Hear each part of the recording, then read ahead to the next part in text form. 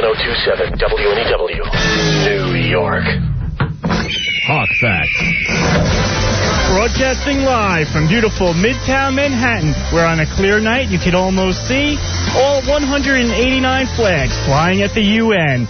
It's the Ron and Fez Show, and I'm your announcer, Hawk. And now let's introduce your hosts, the guys who are less concerned with the crisis in the Middle East than the crisis with Al Duke's haircut. Here they are, Ron Bennington, Fez WNEW, radio's true believers. True believers. Ron! Fez!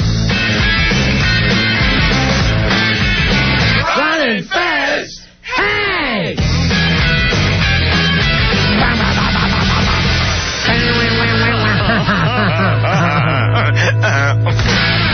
Hit it.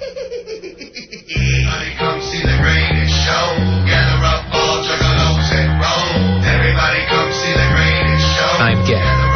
You can't come popping in here as gay as a cricket. Super John, I got a fever, and the only prescription is more cowbell. Cool in the game. You're bastard people. That's what you are. You're just bastard people. Let's Billy, get the hell out of here. Woo! Hoo-ah! No! Wait! I'm the one who says things. Buddies! Good evening, buddies. It's the Ron and Fez Show. Broadcasting live, Fezzy.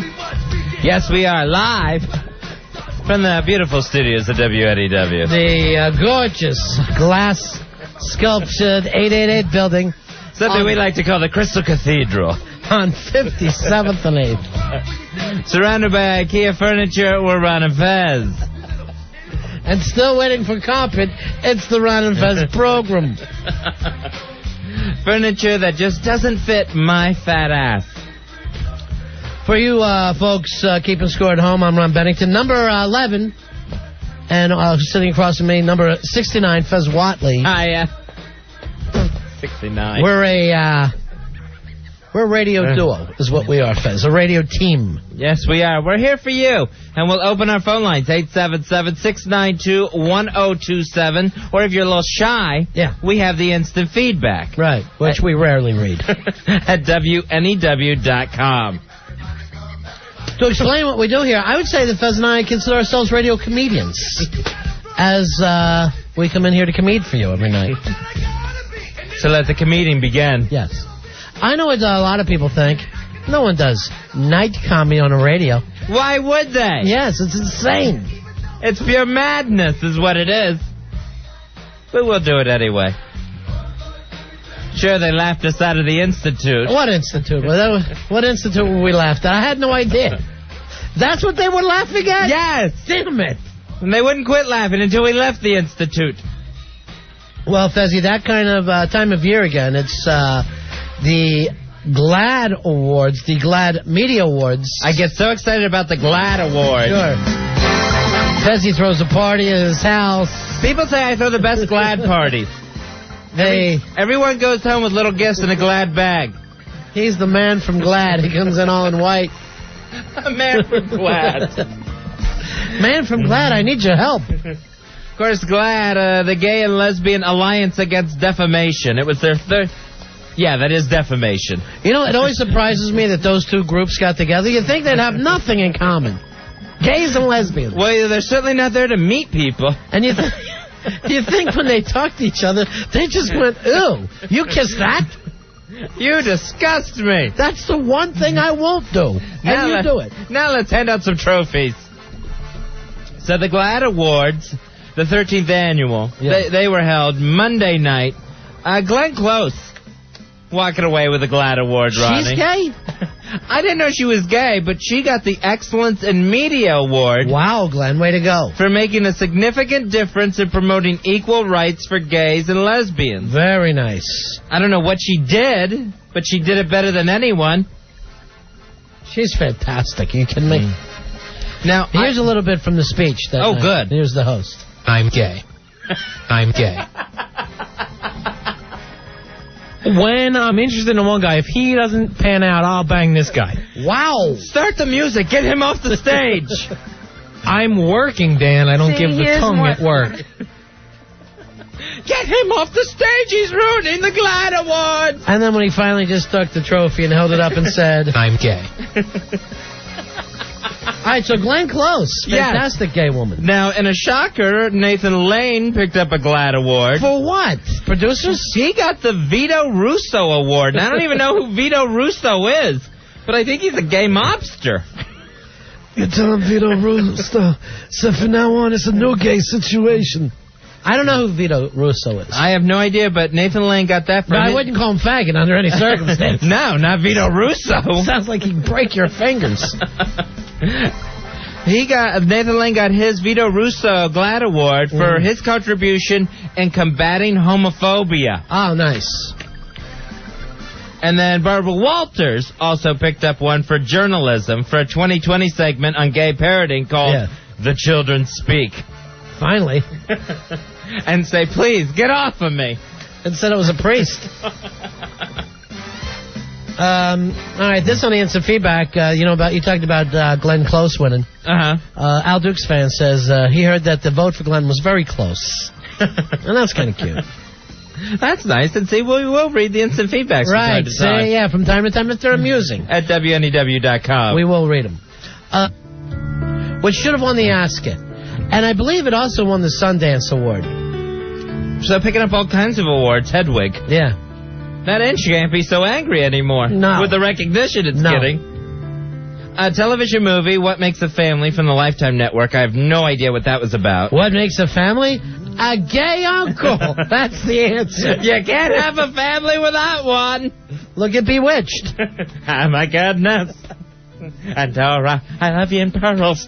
What was he, the Uncle what? Uncle Arthur? Why don't they call those the Uncle Arthurs? Everybody could be winning. I saw an episode of Bewitched on TV Land where he just had a crush on a beautiful woman and didn't know what to do about it. Really? That's odd.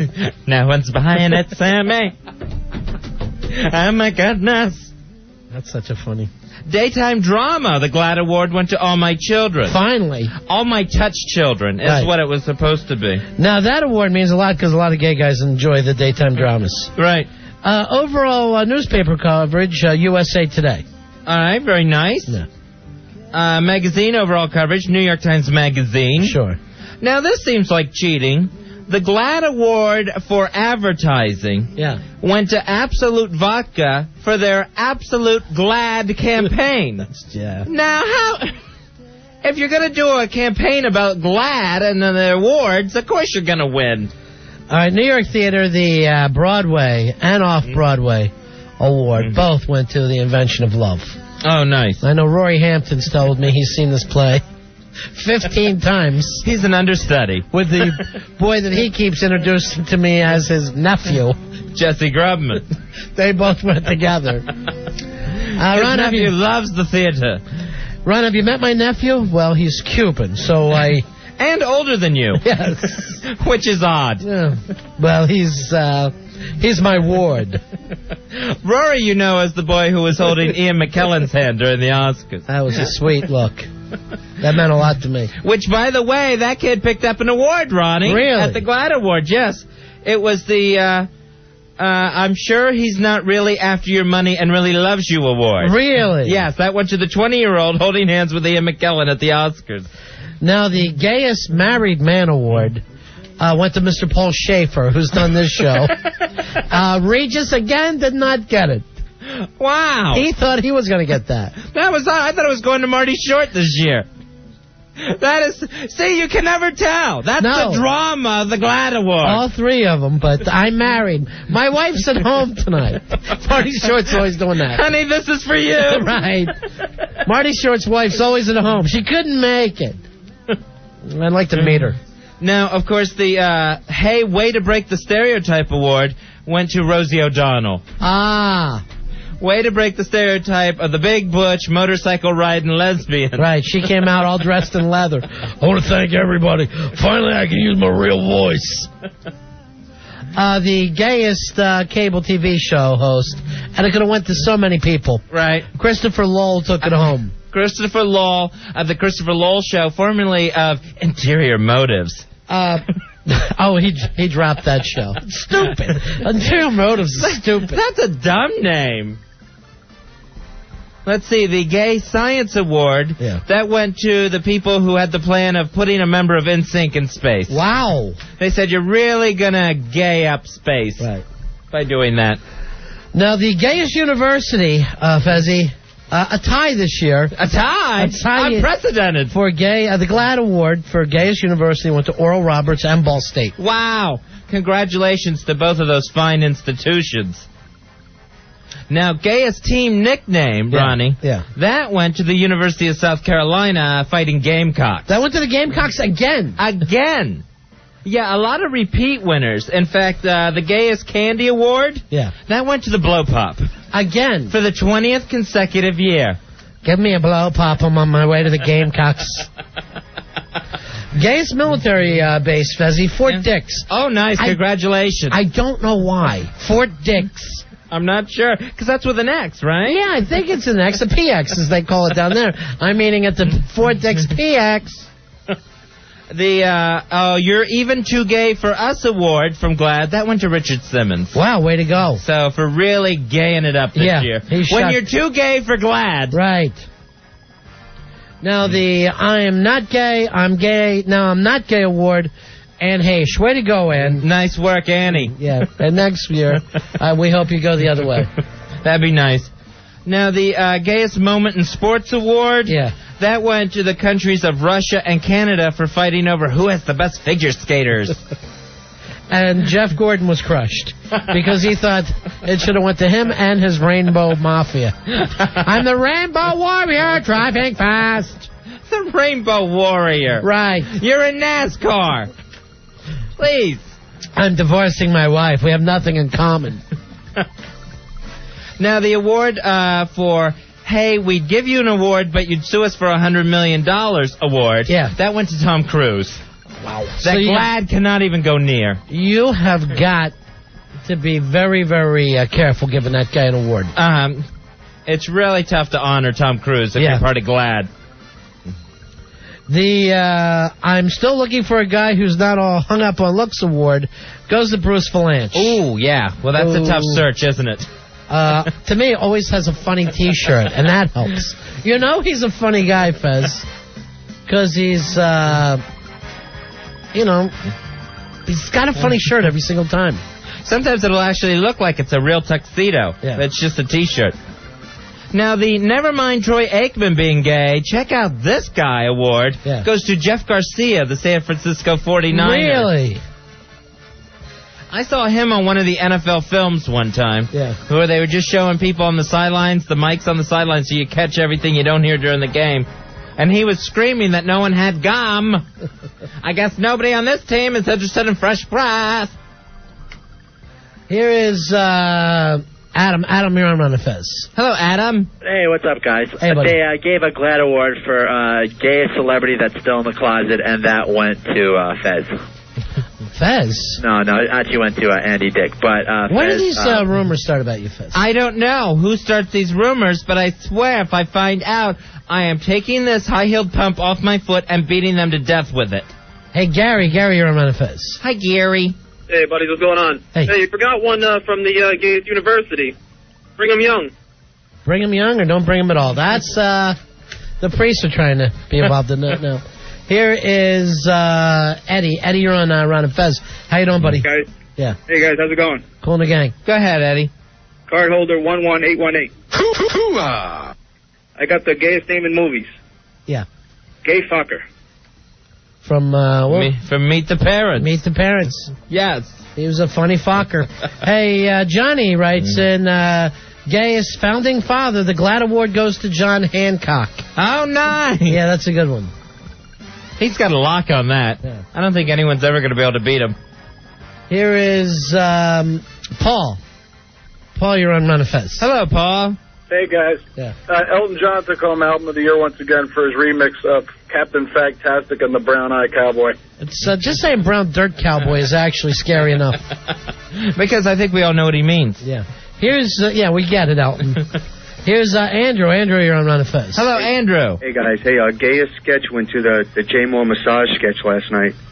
I did not see this. What was this on?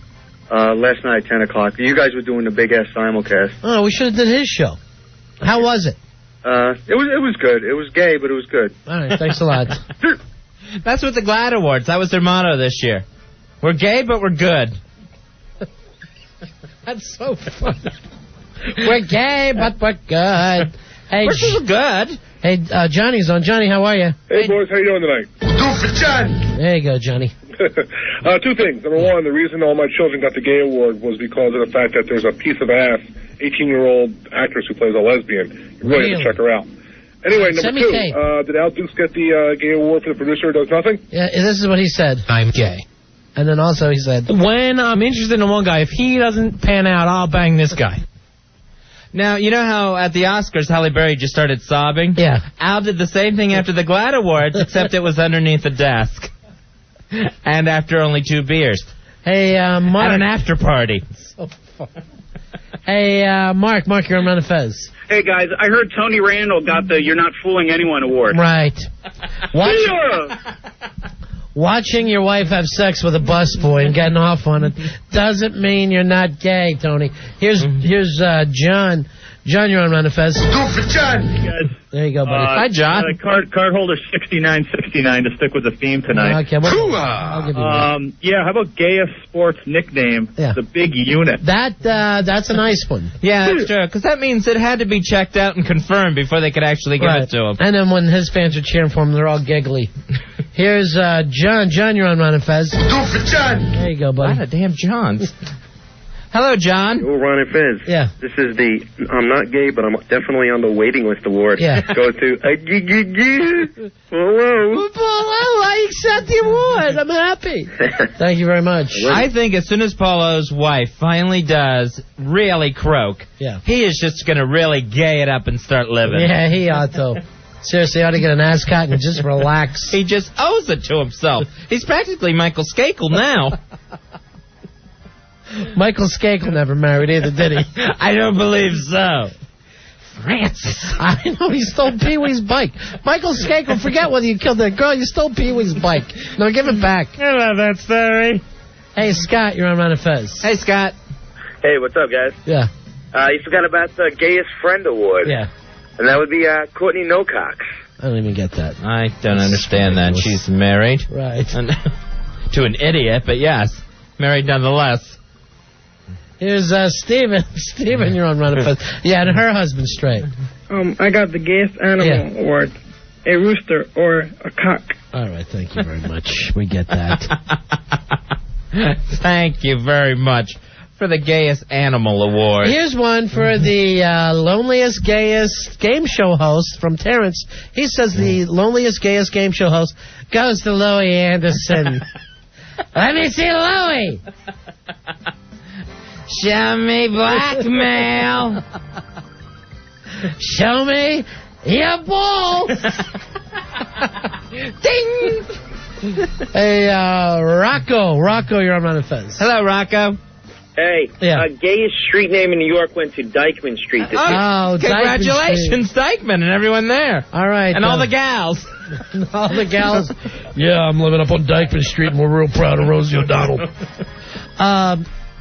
Gayest phallic name for a movie star, according to Andrew on the instant feedback, goes once again to Mr. Peter O'Toole. Oh, nice.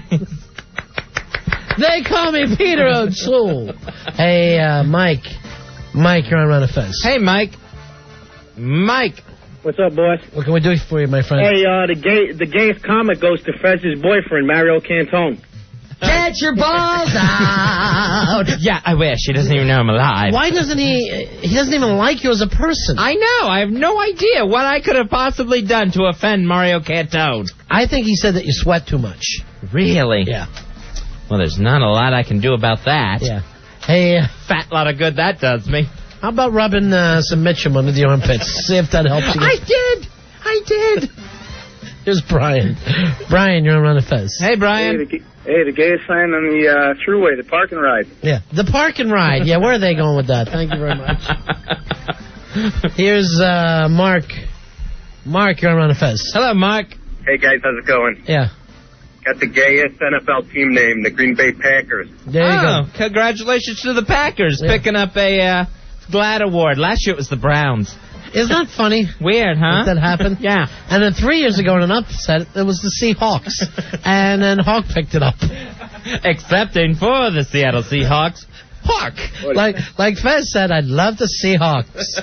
Hey, Roy, on Ron and Fez. What's going on, buddy? Yeah. Yeah, 7510 here. A lot of this stuff isn't even making sense. A lot of these Glaad Awards don't even make sense. And you know what? That's why they run long. Yeah. They run long every year, but they like it when it runs long. They like it when it runs long and then when it runs thick. All right, I got the gayest sport for you. Yes. It's men's Greco-Greece wrestling. Tell me about it. I almost got wood watching that Greco-Roman wrestling. Here is John. John, you're on Fez. Hello, John. Hey, guys, I got the gayest weathercaster, newscaster, Stormfield. Stormfield, sure. That goes without saying. Not Sam Champion? Sam Champion. With that crazy blonde do? I'm Sam Champion, and I'll be talking about the weather. You know, is there a weatherman who comes off straight? No. Every morning TV, the Today Show, CBS, ABC, all black gay guys. You know, talk about discrimination. Unless you're fat and black and gay, you can't get a job as a weatherman on network television. All right, the guy from ABC just said he's not fat. He just wrote in. He's furious. He's putting it on. He's furious. He's starting to back it on now. That's so funny. Every one of them looks like the cop from Die Hard.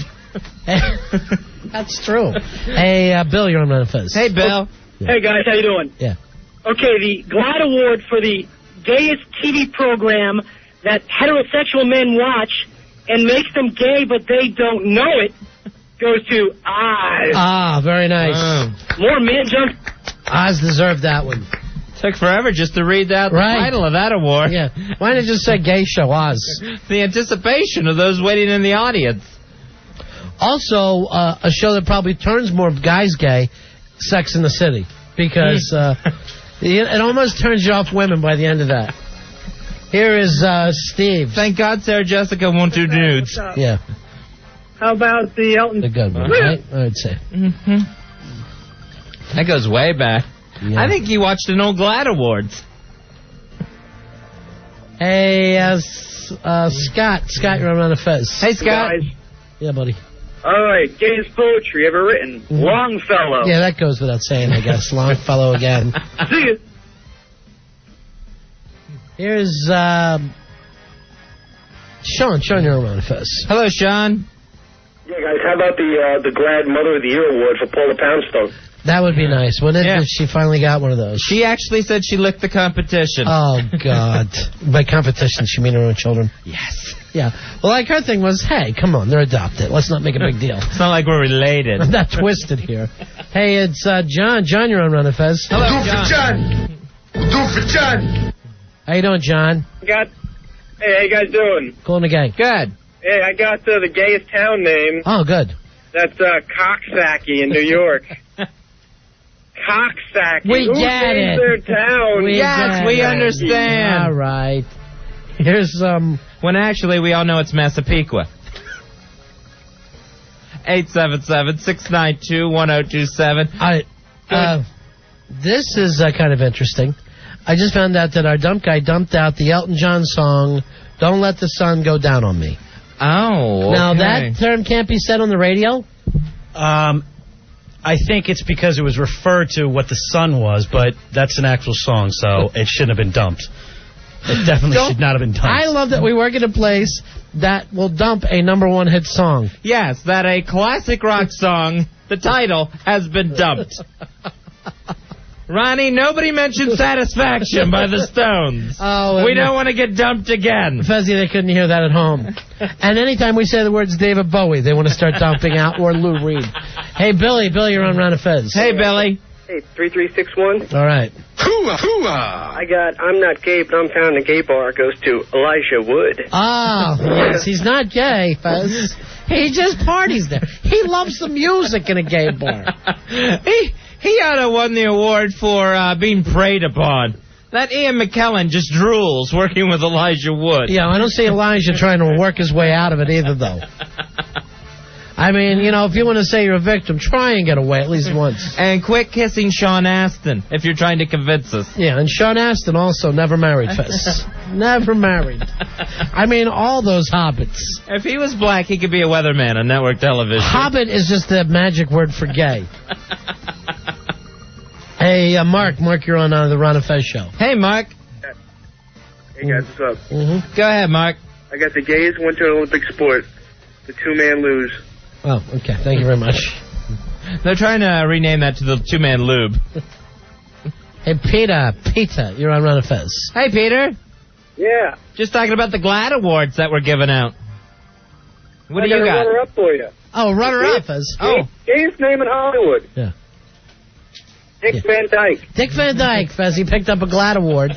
Congratulations. So on behalf of all the dykes everywhere. Here's John. John, you're on Ron and Fez. Go for John. John, how are you, my friend? Hey, buddy. Hey, buddy. Hey, in the computer category of the Glaad Awards, the gayest DOS command, C:\enter pound. Congratulations. The gay awards. Just the Glaad Awards, Fez. He's just doing very, very well. Matt, you're on the Ron and Fez show. What's up, Ron? Hacksaw? Yeah, how you doing? Oh. Gayest movie star, Pee Wee Herman. Whoa. Yeah, Blow. That came out this year. And, Fez, I don't want to disappoint you. Just don't go see it. Really? It's not, I want to see Pee Wee and Blow. It's not what you think. Really? Yeah. Damn. Matthew writes in, best gay actor goes to Hugh Jackman. I think that's Hugh Jackman. We'll get an update on that. It could be a typo. Right. It could be a typo, but he is an Aussie. Gayest Asian city, according to Mark on the instant feedback, once again goes to Bangkok. Congratulations. To those fine folks. Yeah. They are boy, the banner raising ceremony. They got to have one every year there. Here is PJ. PJ, you're on the Ron and Fez show. Hey, PJ. Hey, how you guys doing? Hey, man. Yeah, there's a Republican, there's a congressman from New Hampshire, and his name is Dick Sweat. That can't be true, is it? No, I kid you not. I had his political bumper sticker. It was in the year 1990. New Hampshire? Pick Dick Sweat. That's not even... I figured he'd Vote win the for military. Dick Sweat. They said Dick Sweat's in a runoff this year, so that's fine. Yeah. All right, thank you very much. That's awful for him. We have confirmation on Congressman Dick Sweat. Well, way to go, Dick. Ron and Fez. How you doing there, George? You're on the Ron and Fez show. Hey, George. Glad to be on. I'm going to make up a number so you can do the woo-ha thing. Yeah, go ahead. 1086. Hoo-ha. In the future, don't say you're... the Glaad Award for the gayest name for a heavy metal band. Okay. Ready? Yeah. Tool, there you go. Just freaking gay, right? I thought gayest band went to Creed. No, that's on a whole different thing. A different category? Yeah, different category. Where, Tool was for name, Creed was just for lifestyle. And for the way they make you feel after listening to the songs. What's that guy's name? Scott Stapp? Is that his Stapp? Is it Stapp or Staff? Staff, something like that? I think you may be right with the Stapp. And he's always going like this. These pants make me look like Jesus. Tell me the truth. Do I look like Jesus? Do I look like Jesus around the hips? Here's Frank. Frank, you're on the Ron and Fez program. Hey, Frank. Tank, actually, but that's no big deal. Yeah. Gayest building supply company in New York. Dykes Lumber. Thank you very much. Congratulations to the fine folk at Dykes. Yeah. Here's Ralph. Ralph, you're on the Ron and Fez show. Hey, Ralph. Hold on, guys. Hey, we got a two-way tie in the gayest chain restaurant. Wow, already. Long John Silver and Bob's Big Boy. The weird thing is with Long Johns, they sell fish. I have never once in my life walked into a Long John Silver.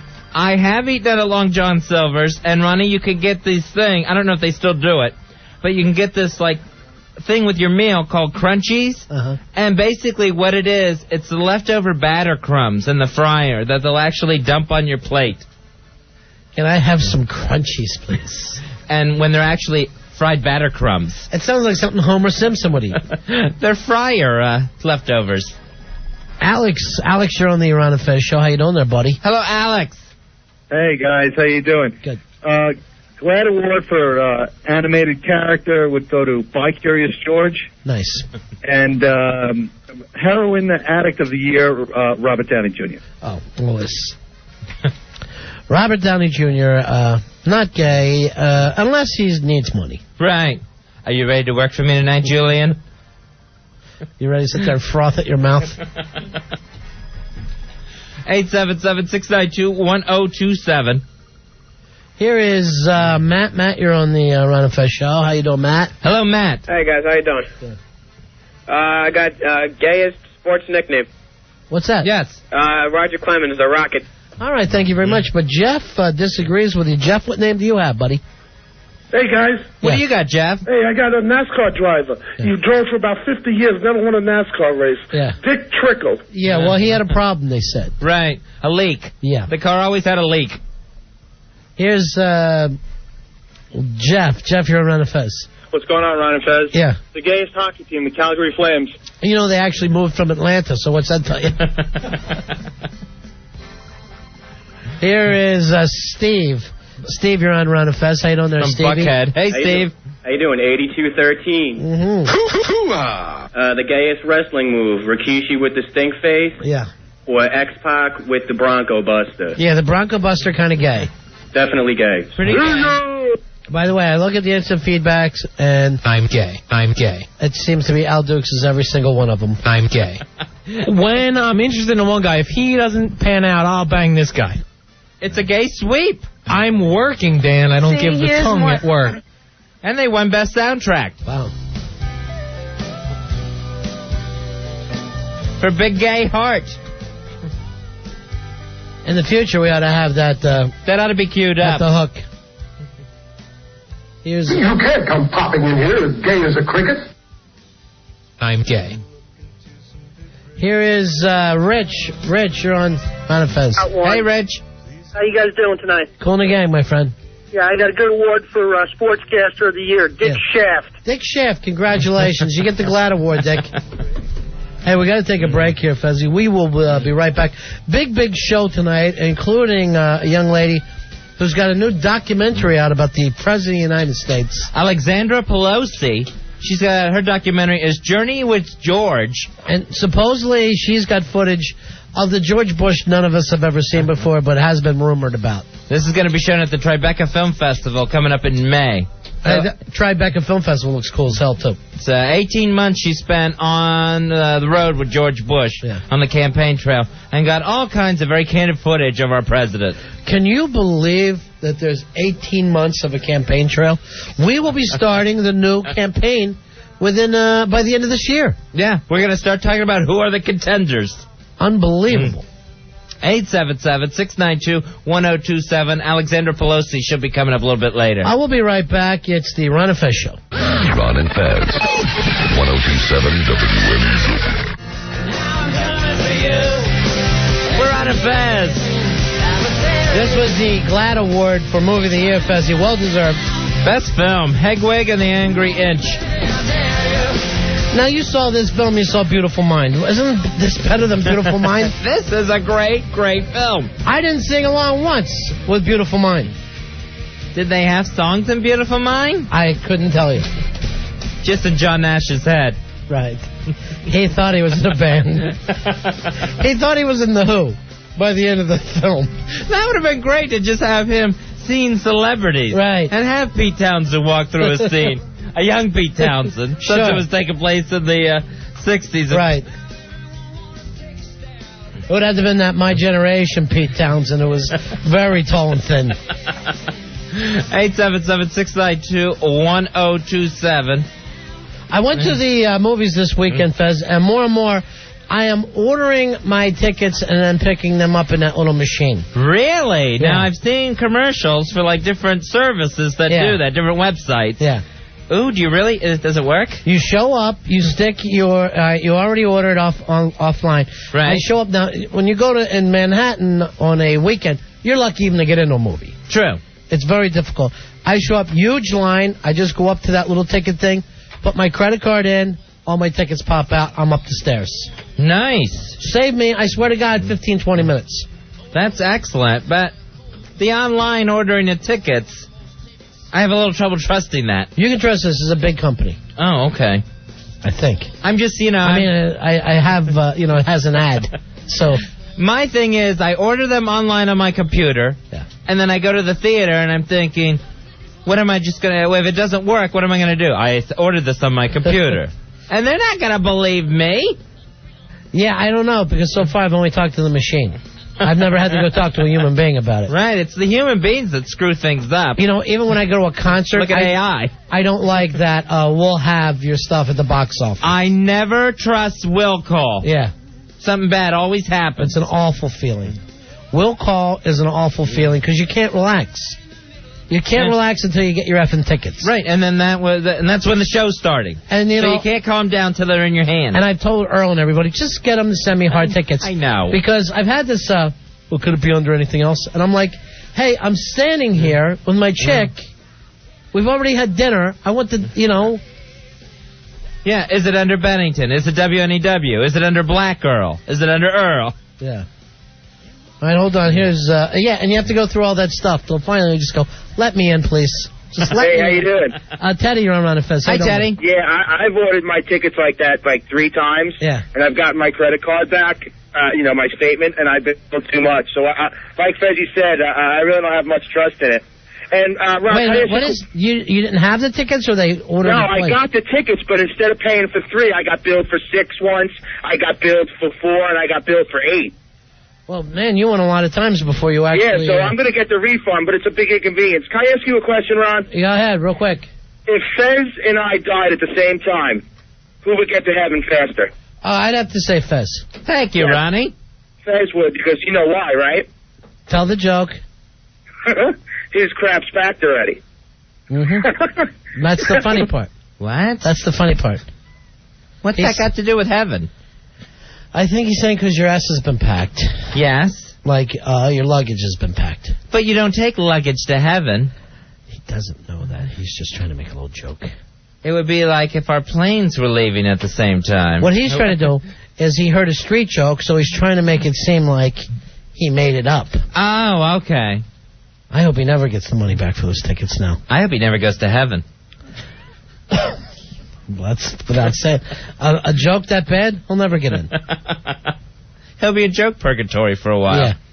Yeah. 877-692-1027. Now, you don't use that. Anything else that you don't use like that, Fizz? Let's see. I don't trust, like we said, we don't trust will call. Mm-hmm. I don't trust those get your tickets online. I don't trust direct deposit. Really? I have... You know what? I would love to. Yeah. I would love to use direct deposit, but I just don't trust the fact that I'm not getting handed a paycheck. Yeah, but even a paycheck is an illusion. You might as well get the cash then. If you're going to That'd be nice. Just pay me in gold. I just don't trust that they're going to make that deposit into my account. Yeah. I just can't feel good about that. Most people here use direct deposit, right? Most of us? I would think so. And with the woman we have running it, I really don't trust it at all. She's half a lunatic. Yeah. She's high half the time. And her office is just filthy. Her office is just stacked high with papers. And I know, if I filled out that form, I know it would be lost in there. Her office looks like when you go to a junkyard into the office in the junkyard, and there's just crap piled up and papers that mean nothing. Did you see Tommy Boy, the way that girl ran her office? Right. No, it's not nearly that attractive. It looks like the Riddler's apartment in Batman 3. It's just awful. Here's Chris. Chris, you're on Ron and Fez. Hey, Chris. Hey, buddy. Yeah. 7510, we checking in. What can I do for you, buddy? All right, I want to say that, what if you go into, the shopping mall, right? Yeah. And they got, just in case you steal anything, you got to hold your bags down. And you got to walk through the store okay, what the hell's this guy doing with my stuff? Yeah, that happens in Manhattan all the time. You go walking in, they go, can we check your bags? And I go, why? Yeah, if you go in a record store, video store especially, they just take your bag. A lot of stores do it. The art store right next to here does it, Oh, right, yeah, they do it. And here's the situation. And I said to the guy, and he goes, I go, why? He goes, so you won't shoplift. I go, so you're worried I'm going to steal, and you got my stuff. And let me hold something of yours. Right. Until you give me back my shopping bag. Let me hold that watch.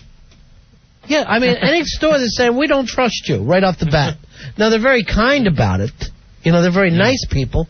But, yeah, it's saying the same thing. But you get some kind of crazy coaster. Some cardboard coaster that they give you with a number on it. And this is worth all your goods. I feel the same way about a coat check. I'm not really crazy about a coat check. You know, this guy, why not at least go through the pockets? Hey, Dan, you're on the fence. Guys, Big Ass 2655. Yeah, hey, Do Dan. you ever use Easy Pass? Yeah, I do. I do not trust that thing. Why not? I don't like the idea that people know exactly where I'm going. You know, I heard a story last year where But you know how much time I save with Easy Pass? I don't know. I tried to use one on a rental car once, and they wouldn't let me through the toll booth. Why is that? They said I didn't have my license plate number on file. You know, it's like, it took me twice as long to get through the booth that time. No, the Easy Pass is just, it just reads that thing in the front. It doesn't read your license plate. No, they do. It wouldn't let me through the toll booth. Where was this at? In Jersey? In the Turnpike. Wow, I've never had that problem, and I've used it on rental cars, too. All right, thanks. There's one time I heard a story about a guy who was in divorce court, and they used his Easy Pass records to prove that he was cheating on his wife. So with who? A toll booth operator? I don't know. I guess that just knowing when he was on the Turnpike on any given day. I don't know. I just don't like that. It's like it's Big Brother taking too much of a. All right, but here's the thing: when you're taking the Turnpike all the way south and you're going into Delaware, you save at least 25 minutes if you've got an Easy Pass, because that thing. It goes back about 3 miles. And I don't care if they find out who I'm cheating on. I would rather not wait an hour at the end of the Turnpike. You're saving time doing it. Now, I was in Florida over the weekend where we have the Sun Pass there. And my dad has it in the car, and we're going down the highway, whatever it is, the expressway. The Sun Pass, you have to use it. You just have to go ahead and get in the line with the other people paying their tolls. And then it beeps there. There's no Sun Pass lane that keeps you moving. There's not even that many toll booths in Florida. This is the new Sun Express or Veterans Expressway something. In Jersey, I think it saves you a lot of time. Now, one of the problems, like coming into the city, is that it's so cluster-effed trying to get into, like, through the tunnel, that everybody's there before you break into that Easy Pass. I think there should be Easy Pass lanes. Oh, nice. 2 lanes just for Easy Pass riders. Hey, Jay, you're on Ron and Fez. Hey, Jay. Hey, how you doing, Ron? Yeah. Hi, Fezzy. Hey, Jay, what can we do for you? Yeah, you know, you were just talking about the coat check a few minutes ago. Yeah. Mm-hmm. And I worked at a 4-star restaurant in Manhattan. I can't tell you the name of the place. Yeah. But we went through everybody's coat. Sure you do.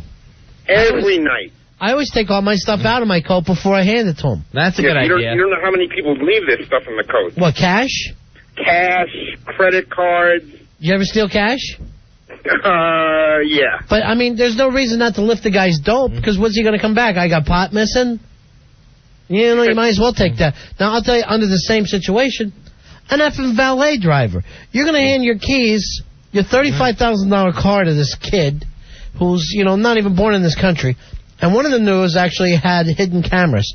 They're watching a guy pull away, and that second, he's popping things open. He's reaching under. You see him going through the seats, going through the ashtray, grabbing chain. And they did it at all the big hotels, one after another. This happened at. Here's Scott. Scott, you're on the Ron and Fez show. How you doing, buddy? Hey, guys. Yeah. Hey, Scott. How you doing? Yeah. You know what I don't like? Hello? What's that? Yeah, what don't you trust? Yeah, you go into a restaurant, and you're not that happy with your meal, and you tell the waiter, can you send it back, or, you know, done enough, or whatever, and I'm just always leery about what the cook's going to do to it after he spent, you know, all this time making it. There's no way I'm sending my food back. You can't. You might as well just say, excuse me, could you take this and wipe it on your balls? Because that's what they're going to do. I'm not happy with my food. Could you please wipe it on your balls and bring it back? What I do is I wait till I get the food. Like if an appetizer comes out wrong, I'll wait till I get all the food, then explain that the appetizer, you know, like the chicken fingers were still raw inside. And I just explain that to them, and they go, would you like another order? No, thank you. I just wanted to let you know. Yeah. Once I have my food. I mean, what do you know, the cook could be having a bad day or something and take it out on you, you know? Cooks are having a bad day every day. Just take that as a rule. All right, thanks a lot, man. All right. Hey, Fez, enough people have sent in on the instant feedback that Easy Pass in New York and Jersey do look at the license plates. And many people said I've had them send pictures of my license plate for me doing certain things. That's very, very strange. That's very, very strange. Here is... You're being watched, people. Yeah, you're being watched. Hey, Carlos. Carlos, you're on Ron and Fez. Hi, Carlos. Hey, how you guys doing? Yeah. All right, number one, I've driven all the way to Maryland with the Easy Pass, not a problem. Yeah. And number two, I used to park cars in the Hamptons like 9 years ago. The best ride I ever had was riding around Montauk Highway on a Lotus Esprit, man. Awesome. So you guys just take off like Ferris Bueller. Like in a Ferris Bueller the movie. nicest car, we all took off. All right, 7-Eleven run. Oh, man. So watch out if you have a nice car. We'll just take a ride out. Okay, man, see ya. Take care. That's unbelievable. It's like Kelly Osbourne. The valet faulted in my car, mother. Arian, you're on Ron and Fez. Hey, Arian. You know what? I don't like those whole hotel safe things where you're supposed to put your jewelry and stuff in there. Yeah. I don't trust the people who work there. Well, you get a key. Yeah, but you get a key and they have a key. mean, if you lose your key or something, you don't know if the lady who comes to clean up the room is going in there or not. Well, it's the same. Oh, I'm saying, okay, like the little one that they have inside. I was thinking the one behind, like the front desk. But I never feel good about having money in a hotel either. You know, you have like if you're on the road somewhere and you get $600-700 on you, you're like, what the f? I got to carry this with me all the time. Yeah, it's the only thing to do. I don't trust any of the maids. All right, guys, later. I know they're going through my delicate under things. Evan, you're on Ron and Fez. Hey, Evan. How you doing, guys? The thing I don't trust is the OnStar. I heard a story about, the OnStar, they got like a two-way radio. You just call and give a password. Yeah. You can hear what's going on in the car. And guy's wife took the car out, so he called up, did that, and he heard his wife cheating on him. I just don't trust people being able to hear what I do in my car. So they can listen to you while you're driving around? Well, the owner of the car, if he has the password. Yeah. He can just hear what's going on. Supposedly whoever works for OnStar can do it, too. Now, this is a great way, like if you got a 16-year-old son. Yeah. You give him the key to the car that night, you're just sitting at home watching him on the computer. That's fun. Look at that son of a bitch. He's parked outside the... Look at him go. Yeah, he's locked outside parked outside the liquor store for 10 minutes. You know, he's trying to get somebody to come in. I like the OnStar just because of all the Batman commercials. I think they're cool. I don't know. The OnStar thing is very, very strange. People are also writing in now. Hey, King Tubby says this. Ron and Fez, they take pictures of your license plate at the toll booth, whether you got an Easy Pass or not. They're watching you. Now, personally, I ain't doing anything anyway. Hey, not that I don't care about. That's the beauty of it. So what? Exactly. Yeah, I got skull. Big deal. Oh, quick, call my chick. Be honest with yourself, and you got no problems. Hey, Todd. Hey, Todd. Yeah. I went down to my girlfriend's mother's house. Got 5 tickets on the way down, 5 tickets on the way back. $300. For what? What'd you get tickets for? They said the Easy Pass didn't work. It said call for service, so they just charged me it's $25, 35 cents a ticket. So you got tickets for going through the Easy Pass lane? Yeah, even though I had it. All right, so I'd fight that if I was you. It seems like you got a fight. Hey, Eric, you're on the Fez. Hello, Eric. How you doing? Yeah. So when I was in college, my roommate used to work at a photo mat. Yeah. And any hot chick, anyone who was topless, anything that was at all risque, he made a duplicate and put it up on his wall in the dorm. Yeah, obviously. I don't know why anybody would take pictures of topless chicks or their D or anything else to a photo mat. And I've talked to people. Turn them in to have them develop. I've talked to people. I have a niece who works at one at Walmart. She says people come in with close-ups of them effing, and they effing Walmart, right? And you're like, what are these people thinking? That this is something that only the computer sees? They're out of their mind. If you have to do this, get a Polaroid. Get one of those one-steps. And let them develop in front of you. And it's your chick. You don't know what her C looks like? You need a picture of it later? All right, here is Rob. Rob, you're on Manifest. How you doing, buddy? Hey, Rob. Hello?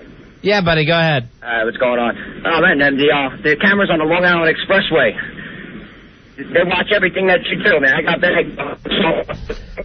Well, the cop said that somebody radioed ahead onto the camera. that they get you up a couple of exits. So Well, let me tell you something. Expressway, they'll get you. Walk through Manhattan and look up and see how many cameras you see looking down at you. Sure.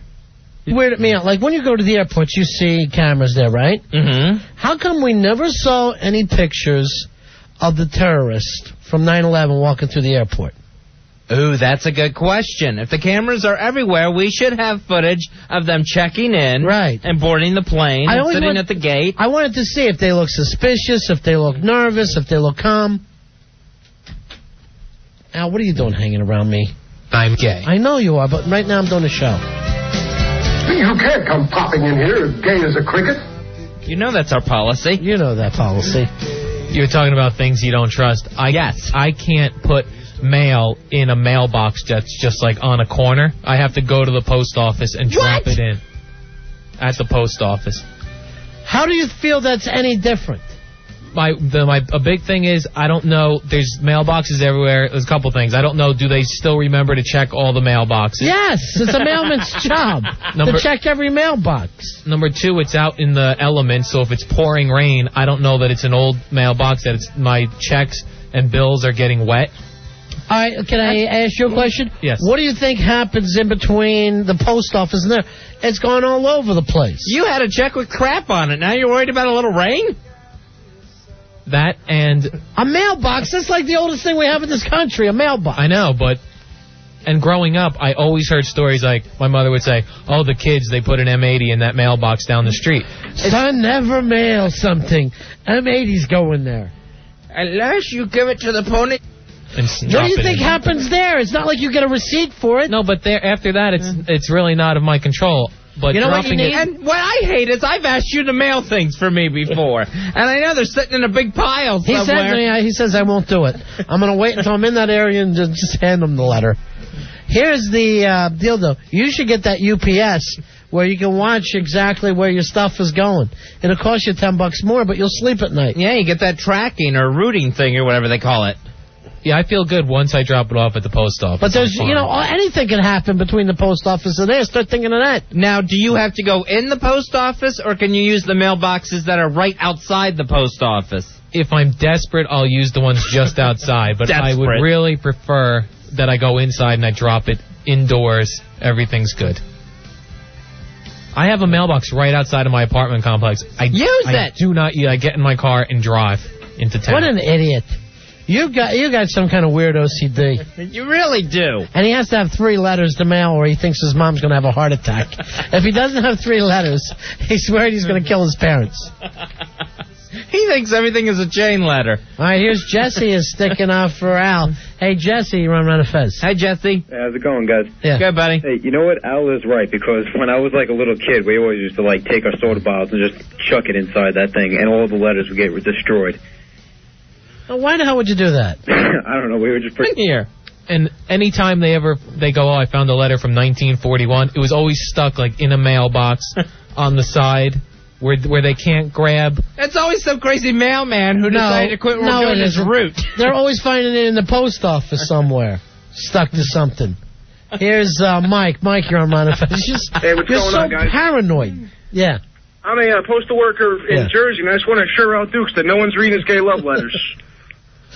Why don't you do this, Al? Why don't you just start emailing your gay lovers? Hey, big ass card number 2429. See ya. All right, we lost him. Here's Rob. Rob, you're on Manifest. Hello, Rob. What's going on, guys? You're on the air, buddy. Go ahead. Hey, I totally agree with Al Dukes, man. I can't use a mailbox either. See? I can't. No, you people are crazy. Why don't you two get together and make out? No, I live in a small town in New Jersey, okay? I mean, I'll put something in a mailbox.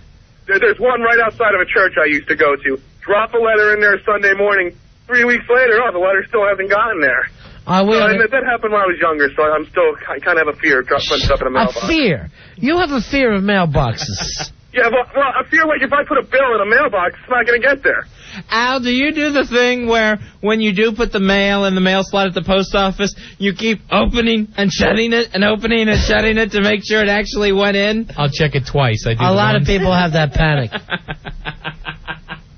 All right, thanks, Robbie. I just know it's stuck in some crease between the slot and the actual bin that it lands in. Hey, Mark, you're on Ron and Fez. Hey, what's up, gentlemen? Hey, Big ass card holder 6323. Listen, Al, are you a total nitwit? How many cases have you heard of people getting killed in the post office because some crazy postman goes postal and takes an Uzi on everybody? Why, for a man who doesn't like confrontation, you're bananas. Go to the post box, freak. Thank you, Mark. You know, Al always has a way of crystallizing this in either direction for people. This is Al. It's the only way. He heard this song when he was a kid. And it never said, wait, Mr. Postbox. He won't even eat Post cereals. He's that nervous. Are you really afraid of Post cereal? No, Raisin Bran, any of them. He won't enjoy their refined cereals. All right, Al, and also, he won't read the New York Post. Al, just because you're in here don't mean that this is going to make a best of. You understand me? Yeah, I got you. But I already put this down for worse stuff. All right, here's our friend who's a mailman. It's Pantera. Oh, good. Hey, how come Pantera never got his own theme song since he's got his own band? Hey, what's up? How you doing, buddy? How you doing? Al, this is my job. I take the mail out of the boxes. Yeah. Every single box gets picked up. They account for every box. They know what times the boxes were hit. Everything is, you don't have to worry about that. Yeah, but when you grab the big pile out, do you check on the sides, the corner? Oh, yeah. Pantera, Al pictures you going down the street in your mail truck, the back door's open, and letters just flying out the rear of the truck, left and right, just caught in the breeze. And I know they have the times on the mailboxes as when it gets picked up, but they could have written that on there years ago. They're on a different schedule. No, everything is on the schedule. Everything that is all on schedule. You have to get there at certain times. They have little scanners that keep track of all the boxes you were at and which ones that you didn't go to and everything. Why don't you just try it out? Can you do that without throwing up? Mail yourself a letter here, and we'll see how long it takes to get it. Here's what I want you to do. I want you to have 2 letters, mail them from your town. One from the mailbox, one from your post office. Okay. Well, do you actually know your postman's name? Are you one of those things? Is it Sam Drucker? Sam, I have a bill. I need to get there right away. And what I want them to be, we'll do this, you have the 2 letters. Make both of them letters of resignation and address them both to Jeremy Coleman, Program Director, care of WNEW. And we'll see how quick, which one gets here first. One, you call him Dear F-Face. The one that you think you won't make it. All right, see you later. Hey, wait, I just want to say, stop throwing garbage in the boxes. That's disgusting. All right, that happens a lot? A lot. All right, so do we have to worry about our mail then, like Al says? No, just go to the cleaner boxes. If the box looks dirty, there's probably dirty people around throwing garbage in it. I just think sometimes it's confusing. They look like trash cans. The worst is like you go down by Corona, all the beers and from the Mexicans are. Hey, and whenever all right, let's not pick a race. And whenever I send dope to anybody, I always put "Do not bend" photos instead. Yeah, photos nice. do not bend. Yeah, so I got the photos. Yeah, right. Those pictures came in. They're all close-ups, are they? I got to tell you. It was not as clear as I wanted to see him. All right, thank you, Pantera. All right, later, guys. Thanks, Pantera. I'm going to try to get you a theme song. All right, here comes Chris. Chris, you're on Ron and Fez. Hi, Chris. Buddy? Chris. Hey, Ron and Fez, 5687 here. All right, buddy. Hooah, hooah. I live in a small town in New Jersey, and I was outside one day, and the mailman actually walked by my house on the sidewalk and dropped like a clump of letters. And I turned around and said, yo, excuse me, you dropped something. And, thank you. Who knows where our mail's going? Well, I mean, that can happen no matter where. There's always human beings moving it around. That's Al's worst fear. Yeah, but I had to see it. Now I know my letters are never getting where they're going. All right, here's one that always weirds you out.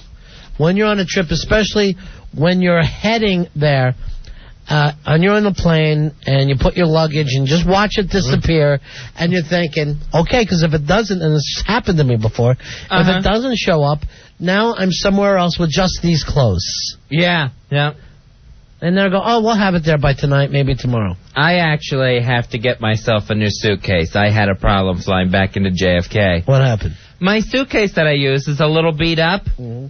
And I actually got paged to the baggage claim office at JFK by the baggage carousel. And they said, is this your bag, Ms. Watley? And I said, yes. And they go, we had to have you pick it up here. We can't have this bag going around the carousel. You effing slob. It's like practically be told that you stunk. Because you're so cheap, you're traveling around with a Hindu tourister. He's got a Hindu tourister like they have in India. It's not like it's Tommy Boy where it's just hefty bags taped together. But they said my suitcase is in too bad a condition. They can't have anyone seeing that on the luggage carousel in the airport. They could end up losing their pilot's license. That's how smelly and decrepit your stuff is. I had to go pick it up in a shroud of secrecy. Let's take a break here. We'll be right back. It's the Ron and Fez Show. Ron and Fez. You're scaring me. Stop it. 102.7 WNEW. We're Ron and Fez. Ron Bennington. Fez Watley with you. 102.7 WNEW. Fezzy, the newly single Wonder Boy is running out to get us some sushi. What do you want? Ooh, sushi. All right. I would like a California roll, please. And a spicy tuna roll. Oh. And let me see. Do I want anything else? Give me a Boston roll. Okay. Give me a shrimp tempura. And what else do I want? Did you like that spicy asparagus roll? It's like a waste. It's just a waste. I mean, if you're getting sushi and there's no fish in it. That has fish in. Oh, does it? It has shrimp in it. All I tasted was the damn asparagus. I said, Rory, just cringe. You don't like sushi? No, I like sushi. I hate asparagus. Oh. Yeah, but it's raw. It's like raw. It's not the same as cooked asparagus. Yeah. I agree with you on the cooked asparagus. It's all mushy. Nah, not when it's in a... And you smell it when you use the restroom. It smells bad. So. Hey, tomorrow night we offered to take Billy Staples to sushi for his birthday. He spit in our faces. This is what he said. I said, hold on. Billy drinks around the house. So now he's thinking he might want to try it. So now he's rethinking the plan. And I can't believe that giant walrus doesn't like seafood, doesn't like raw fish. Hey, it's his birthday. Tomorrow? I know, he won't get called a walrus tomorrow. I see you get beautiful presents from Sweet Melissa. And this kid, we offered to throw him a California roll. I don't know what else to give me a Boston roll, all right? And then don't even come back to me with it or I'll change my mind. Okay. All right. Now make sure I get some soy, too, whatever the hell that is. Okay. I don't want to be without it. Is there anything else I should get other than there's don't forget the wasabi. Get as much wasabi as you can, and then you're going to have a wasabi eating contest with yourself. You want to do that, Wonder Boy? You want to eat some wasabi in front of us? I never had it before. Oh, you'll love it. It's so sweet. It's minty. All right, here's a cash. So it's Fuji right around the corner, right? Okay. All right. Do me a favor. 56 in Broadway. You watch them eat it. You watch them make it. Okay. There you go. You're not going to need all that. All right. It's going to take $60 for 2 rolls, you son of a bitch. And just let them know you need one big giant ball of wasabi. Okay. It's a dessert. You're going to love it. Is it soy? Is that what I want? Yeah, the soy sauce. Yeah, make sure I get that. You got to have lots of soy sauce. Yeah. Okay. All right? Wasabi. We might have a wasabi eating contest. That's true. Nice. Wonder Boy's going to love that. Lucky bastard. It's so sugary. Boy, in the meantime, I'm eating this Powerball. Hold me over. It's terrible. Tastes like nothing. I don't know how the boss eats these things all day. Those, and he washes it down with a couple of cans of Ensure. That is not living. He's a baby bird. We actually have to chew up his food and spit it back in his mouth for him to eat. It's awful. Hey, we're going to have a big contest on Friday, Fez. That's right. On Friday, it's a chance to win a trip to Los Angeles, courtesy of the Travel Channel. 3-night trip for 2 to L.A., tickets to Universal Studios Hollywood, and $200 in spending cash. It's all part of the Travel Channel's TV road trip. That's going to be on this Sunday, April 7th at 9 p.m. on the Travel Channel. They take you to all your favorite TV show locations. Does this give us a chance to play Road Trip by the Dead German Tourists? Yes, it does. All right, so if you'd like to be part of that contest, give us a call at 877-692-1027. What we'll do is we'll do some TV trivia to see if you can get qualified to come in Friday night when we give out the trip to Los Angeles. And now for your chance to register for a trip to Los Angeles, it's the Ron and Fez TV Trivia Challenge.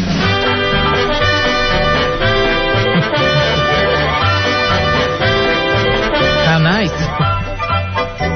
877-692-1027. Is TV getting worse, Fezzy, or we just getting fed up with it? I think it's a little of both, but yeah, it is getting worse. Because now, here's the thing. The new craze, here's the thing. The new craze is gimmick TV shows. Any new show that comes on, it can't just be like a sitcom, a normal sitcom. Right. Where here's your cast and we do some jokes for a half hour. It's got to be like this Watching Ellie, where they're trying to do it in real time and you watch the clock tick down or tick up on the side of the screen. Or this Andy Richter show, where, wait a minute, if he does a Superman joke, poof, he's in a Superman costume. People just can't do a show anymore. I don't know why. They think we want something different, but by different, we just mean funny. Yeah, that's all we'd like is some jokes, please. All right, well, let's read this question, Fez. A little classic TV. All right, classic television. We'll go to Three's Company for this one. One of the characters, played by Suzanne Summers, of course, is Chrissy.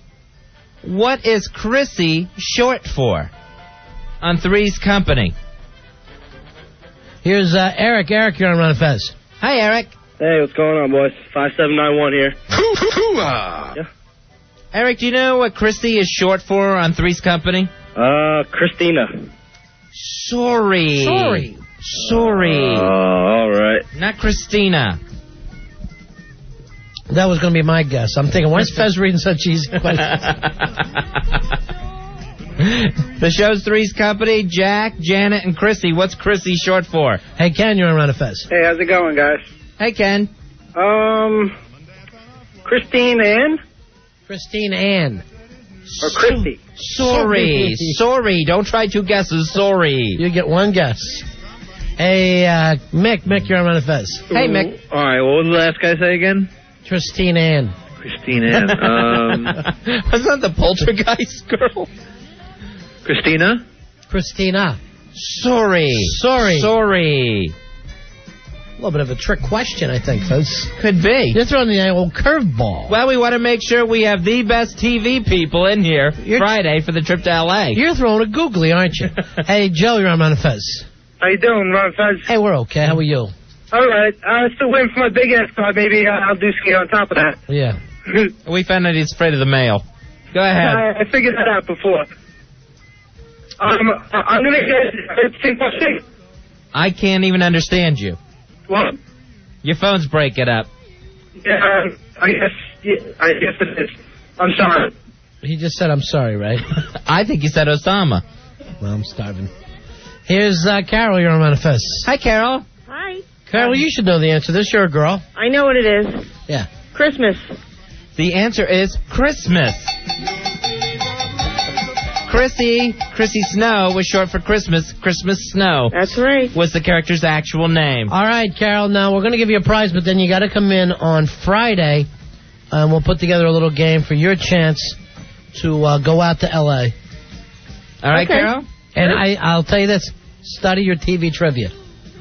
Yeah, we're not going to make it as easy as Christmas Snow. And we also have Heckler working on this with us. Right. So that is a 3-night trip for two to L.A., Universal Studios, $200 spending cash, all from the Travel Channel. They invite you to watch TV Road Trip on the Travel Channel this Sunday at 9 o'clock. Hey, do we figure out where they're staying at, Roy?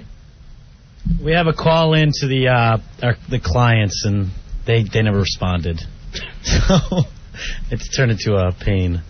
No one knows. Well, sorry to give you such a pain. No, I'm trying to find out as best as I can, but no one knows, so we're going to go right to the Travel Channel and find out. Do they have a show called Extended Vacation? Because you may be guest appearing on it. Speaking of which, how's Joe doing? Has anyone heard? I haven't, no. I thought you and him were close. Yeah, well, I don't know. Those days are gone, I guess. Yeah, kind of lost hope in him.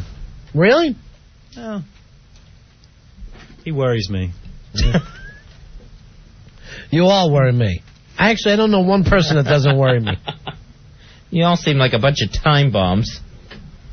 Ready to explode or implode. X and M at the same time. All right, we'll do that TV trivia contest again a little later on tonight. And it should be fun. Should be fun. 877-692-1027 is our toll-free phone number. Now, Ronnie, Mike Tyson getting ready for the June 8th battle against Lennox Lewis. After going all over the country trying to get Mike Tyson reinstated, they finally settled on Memphis, Tennessee. Nice. So that's going to be June 8th. Well, now Mike Tyson, in order to go to Tennessee, he has had to register there as an official sex offender. Ah, boy. So due to, of course, his rape conviction back in 92, he now has to enter the state of Tennessee as a known sex offender. Now, who do you tell that to? Is that one of those deals where you got to put the sign up on your yard? I know. It seems like you have to wear the scarlet letter or something into the ring. So he's going to fight in Memphis. I think he's going to stay in Mississippi and train there. Mm-hmm. Mississippi has the same rule. So there's two places going to make him be sex offender of the year award. That's embarrassing. So now he's known sex offender, Mike Tyson. I think he has to actually put it on his robe. Why not wear the T-shirt? I'll rape the ladies. Like the real deal Holyfield. He's known sex offender Mike Tyson. Wow, that's embarrassing, Mike. Sorry for that, buddy. Well, what it is, it's the rules in Tennessee. Yeah. That's what it comes down to, their laws. He also has to register as a known ear biter. Really? That's a law in Tennessee. He's got to register with the state. Hi, Mike Tyson, known cannibal. How are you? Yes, he'll have to register. The man's also going to have to probably register as an ankle biter, too. I'm not sure. Why not? Which just sounds derogatory to me. Also, known taker of Zoloft. Yes, he's going to have to let the Tennessee authorities. I'm a known Zoloft head. How are you? And with it being Tennessee and Mississippi, that far in the south, this is true, he has to register as a known black guy. Give us some Brother Gone Bad music. Lay something on for us. Even if you got to do a shaft or something, I don't care. But we need something to groove to from Mike Tyson. All right, people writing in, this is Megan's law, is why he has to do this. Because he's mega big old crazy. Yeah. The way he's biting them. 877-692-1027. So Mike Tyson, known sex offender, known ear biter, known ankle biter, known cannibal. Yeah, just known mean person. He's just a known really mean person. He's Mike Tyson, known bad date. He is a known bad first date. Everyone known this. Mike Tyson, known lover of the ladies. Yeah, why not just call him a known pigeon hobbyist? All right, this on the instant feedback. He's also known as effort till you love him. I'm an effort till they learn to love me. I'll you till you love me. That's how he resolved problems. He's known as a person who resolves problems by telling them, I'll you till you love me. All right, Ikea Boy says he has to also register as a known poor speller. Oh, you're the next sheepy. He has to register as a person known to have threatened to eat other people's children. Yeah. I mean, people have to know that in the state of Tennessee, that there's somebody there. That's a possibility, maybe outside. That is known to threaten to eat other people's children. Now, he's also a known WrestleMania gimmick.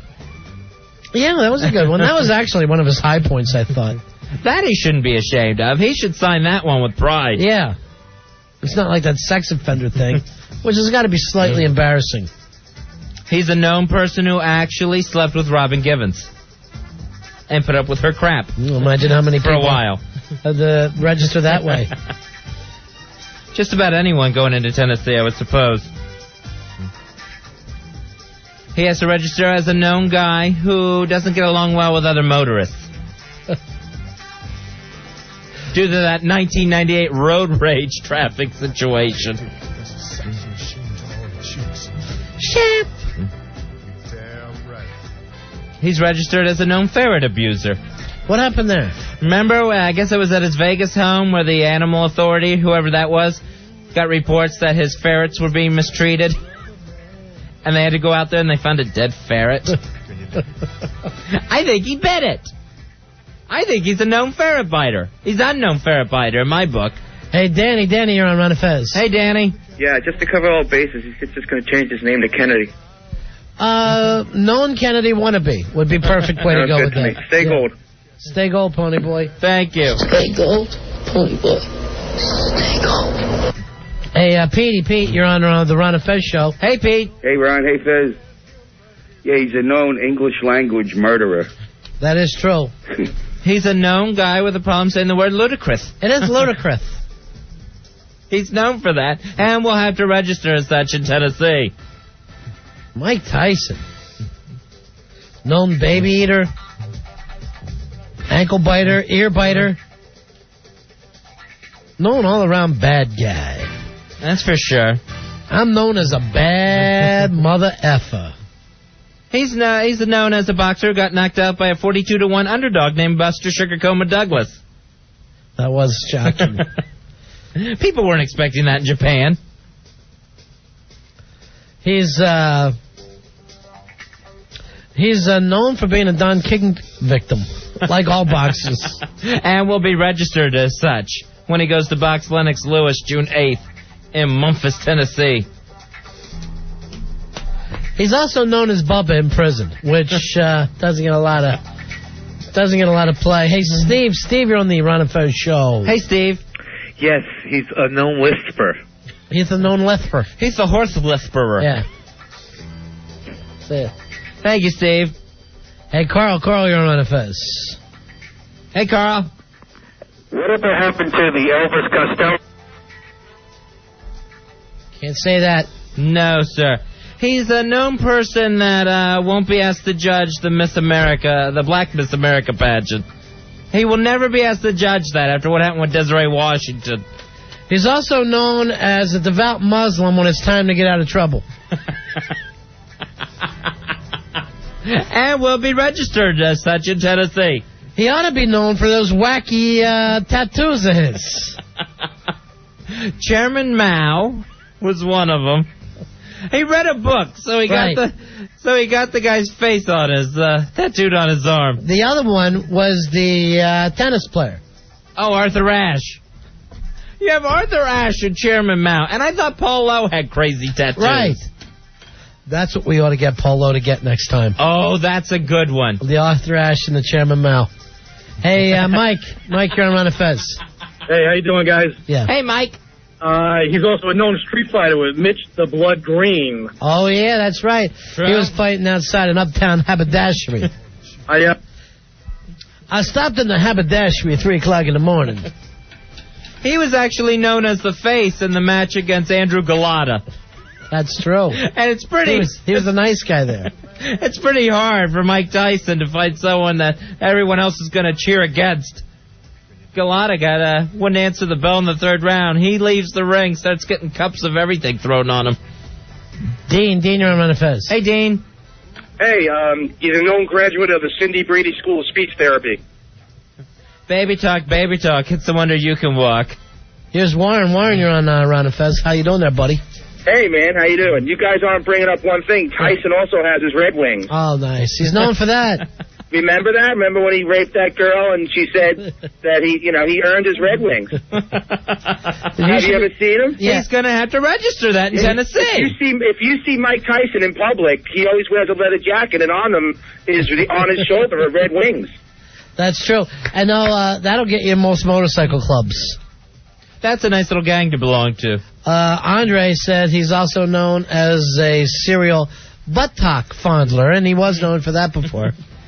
Mark says he had to register with the American Dental Association due to the condition of his teeth. They like to have that on file. He calls his teeth Pony Boy because he likes to tell them to stay gold. Stay gold, Pony Boy. That's what he says in the mirror after he brushes his teeth. And Tennessee is going to be known as Smiley.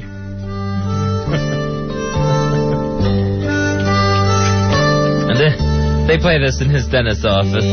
Who do you like more than Mike Tyson? It's hard to say.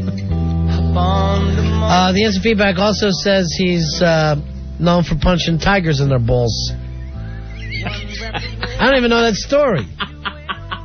Why does it sound familiar, though? Did he once say he was so tough he would do that?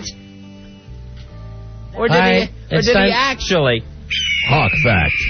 I'm pretty sure the reason he likes to have tigers as pets is because they're so tough, and he was quoted as saying you could hold them and hug them and punch them right in the that area. Yeah. You can hold them, hug them, and punch them in the balls. He's the best.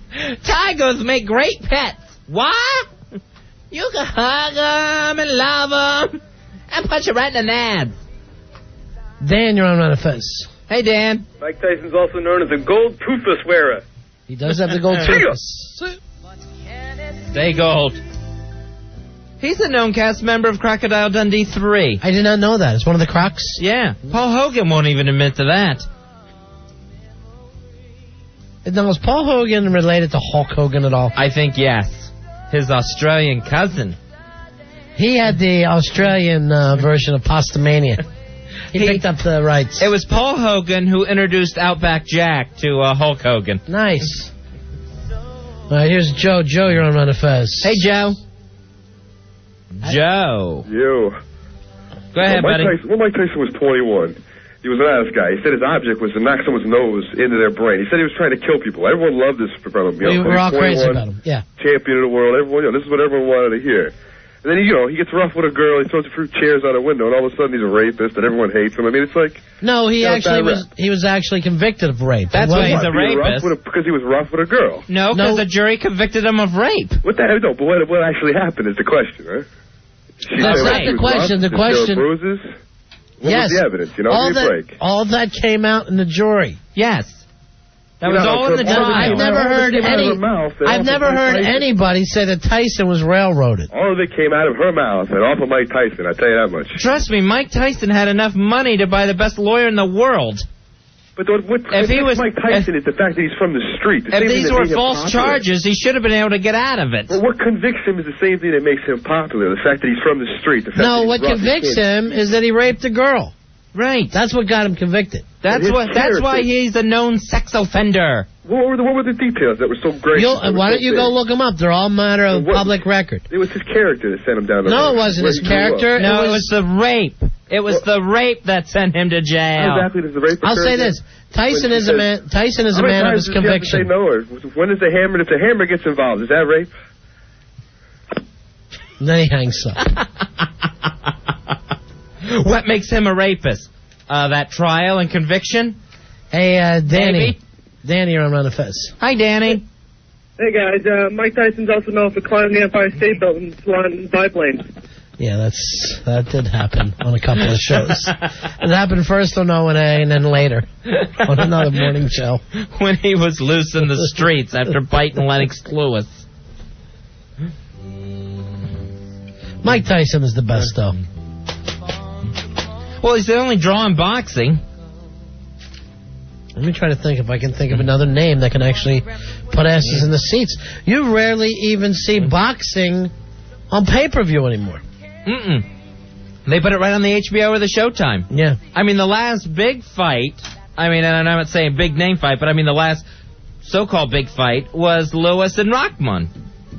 Yeah, that wasn't a big draw. No, There's nothing there. I said no, Yeah, you did. Did I say situation all night? I haven't heard you say it once all night. I've said, here's the thing, and I've said, no, I know that. So somebody's just really getting drunk out there. They're on a Fez drinking game. Right. And people are writing in that says that you still grunt along, too, Fez. Ugh. Like Tyson. Ugh. They said that they're drinking on that. All right, so here's what I want you to watch for. Me saying situations, Fez grunting, or saying, here's the thing. Okay, you got it. All right. And throw in no No Okay. Will do. All right, perfect. All right, so now we got something to look forward to here, too. And our lives should be better once Wonder Boy gets back with the wasabi and the sushi. You know what? Maybe we ought to do, if we have the courage, give out prizes. Ooh. Give out prizes if they catch us doing any of those things. The first one that catches us. Yeah. All right. I'm willing. All right, I'm willing too. So it's the grunts, it's the... Here's the thing. Here's the situation, and here's the thing. All right. Or a no, or a yes, Right. That's going to go a ways, folks. All right, so there's your chance to win just tonight. Yeah, tonight only, because Lord knows how much stuff we actually have. Well, we'll give this a... Or actually have to give out. We'll give this a ride tonight. We'll see what happens with it. And if we feel strongly about it, we'll start it again tomorrow night. I'm excited. If we're feeling tough enough. Okay, so we have grunts, here's the thing, situation, and no and yes That's embarrassing. This is a bad contest. Somebody wrote into me that the 2 nights ago I said situation 10 times. Wow, now they're actually keeping track. Yes. Well, if you're doing a shot every time, Fezzy, you're going to end up dying. I think I might have heard you say it once the other night. You're just not on 10 my times. side. You just don't listen to the show, Rory Hampton. You're just my buddy. Yes, he is. And I'll just say this. The other word. In my defense, it is a situation comedy. And I said that on purpose. Right, that one doesn't count. Is it what you would call a situation comedy? No, it's just... It's a radio show. We're in a situation and comedy occurs. Right. And it doesn't count if I say situation. I could say it all night long. Yeah. Right, exactly. And I can say yes, And I wish you would. Or I can start grunting. Here's Doug. Doug, you're on Manifest. Hey, Doug. Hey, what's up? Hey, how about, Fezzy, how about every time you say Lord or something like that? No, Fezzy's already put enough. We can't do it to everything. Fezzy's put up enough thing. And I usually only cry to my Lord when Al comes in here and says something ridiculous and again. once we break them of here's the thing, then we'll move on to Lord. Right. I can't take everything out of what I eat if this was a diet. I almost said here's the thing, but I won't. What weirds me out is that I don't hear you doing that. I don't hear these phrases. Tonight, I've heard myself do 2 different violations of the new rules. What's that? I'm not going to say them because now they'll win. But the no thing and the thing. The thing. Hey, when we come back, we're going to be talking to a woman who has done a documentary about George W. Bush that is supposed to be hysterical. And it's not like... From what I understand, it's not an attack piece. She just got to see a side of him that we don't normally get. She went on the road with him on the campaign trail for 18 months. Her name's Alexandra Pelosi, and her documentary is Journeys with George. She's a former NBC News producer, and now she has this footage, and they're going to debut it at the Tribeca Film Festival on May 8th. Right. Hey, Doug. Doug, you're on Ron and Fez. Hey, Doug. Hey, Ron, I got you this time. You just said, here's the thing. I'm allowed to say, here's this thing. I'm not allowed to. Yeah. What were you just saying, though? You just said... I said situation, I couldn't say. Fez can't say, here's the thing. Rory Hampton's take a microphone and list the Ron things that he can't say and the Fez things that he can't say. All right, Roy will read those when we come back. All right? We will be back in just a moment. You want to hear about this movie. And by the way, if you get the chance to support the Tribeca Film Festival, it's going to be very, very cool. A lot of stars are going to be there. And also, it's a chance to get people back downtown. And they've been trying to do this for a while. You're going to see some great films there, but this Journeys with George sounds like that's worth the admission alone. Yeah. 877-692-1027 is Ron and Fez. 1027 WNEW, New York. Ron and Fez, 1027 WNEW. We are Ron and Fez on a Wednesday night, 877-692-1027. Is tonight a tough enough night, Fez? I think that's Thursday, Ron. Okay. I'll tell you what, though, during that commercial break, I wolfed down so much sushi that if I start grunting, it's through no control or fault of my own. Well, we'll still have to give stuff away. Here's Brian. Brian, you're on Ron and Fez. Hey, Brian. Hey, guys. Yeah. Big-ass Carl over 4908. I believe during the break I heard Ron say situation. I can't believe that I would have.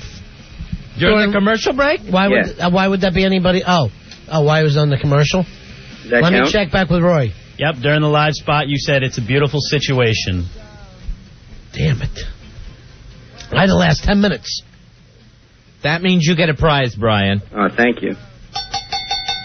There's the wedding cowbell. Thanks, guys. All right. You hold on the line, you get an Al Dukes mud pack. All right, Roy Hamptons, give the list again of what Ron can't say and what Fez can't say. Okay, Ron cannot say situation. Fez cannot say yes, uh-huh, or no, uh-huh. Fez can also not say here's the thing, and if Fez grunts. Well, it seems like let's pick on Fez night. I think the grunting is the only annoying thing. Everything else seems like nothing.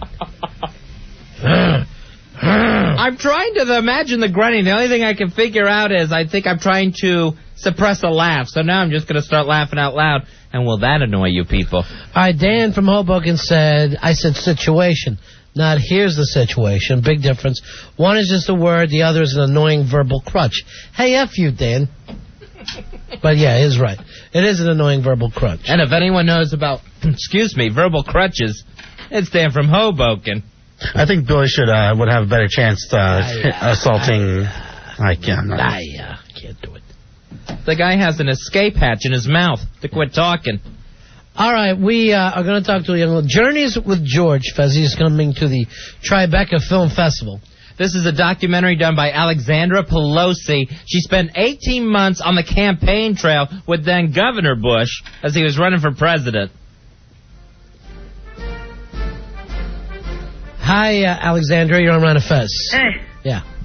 How you doing tonight? Oh, that's it? That's it? That's my intro? Was that, you needed more?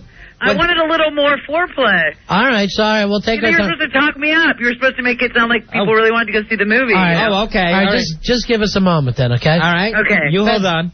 Fezzi, the reviews I've read on this, phenomenal.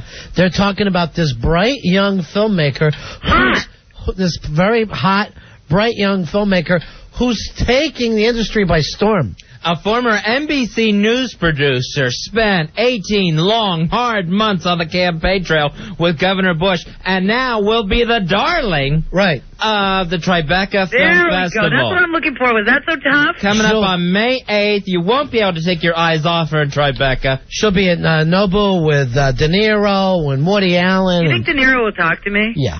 Really, seriously? Yeah. Do you think he will? Are you black?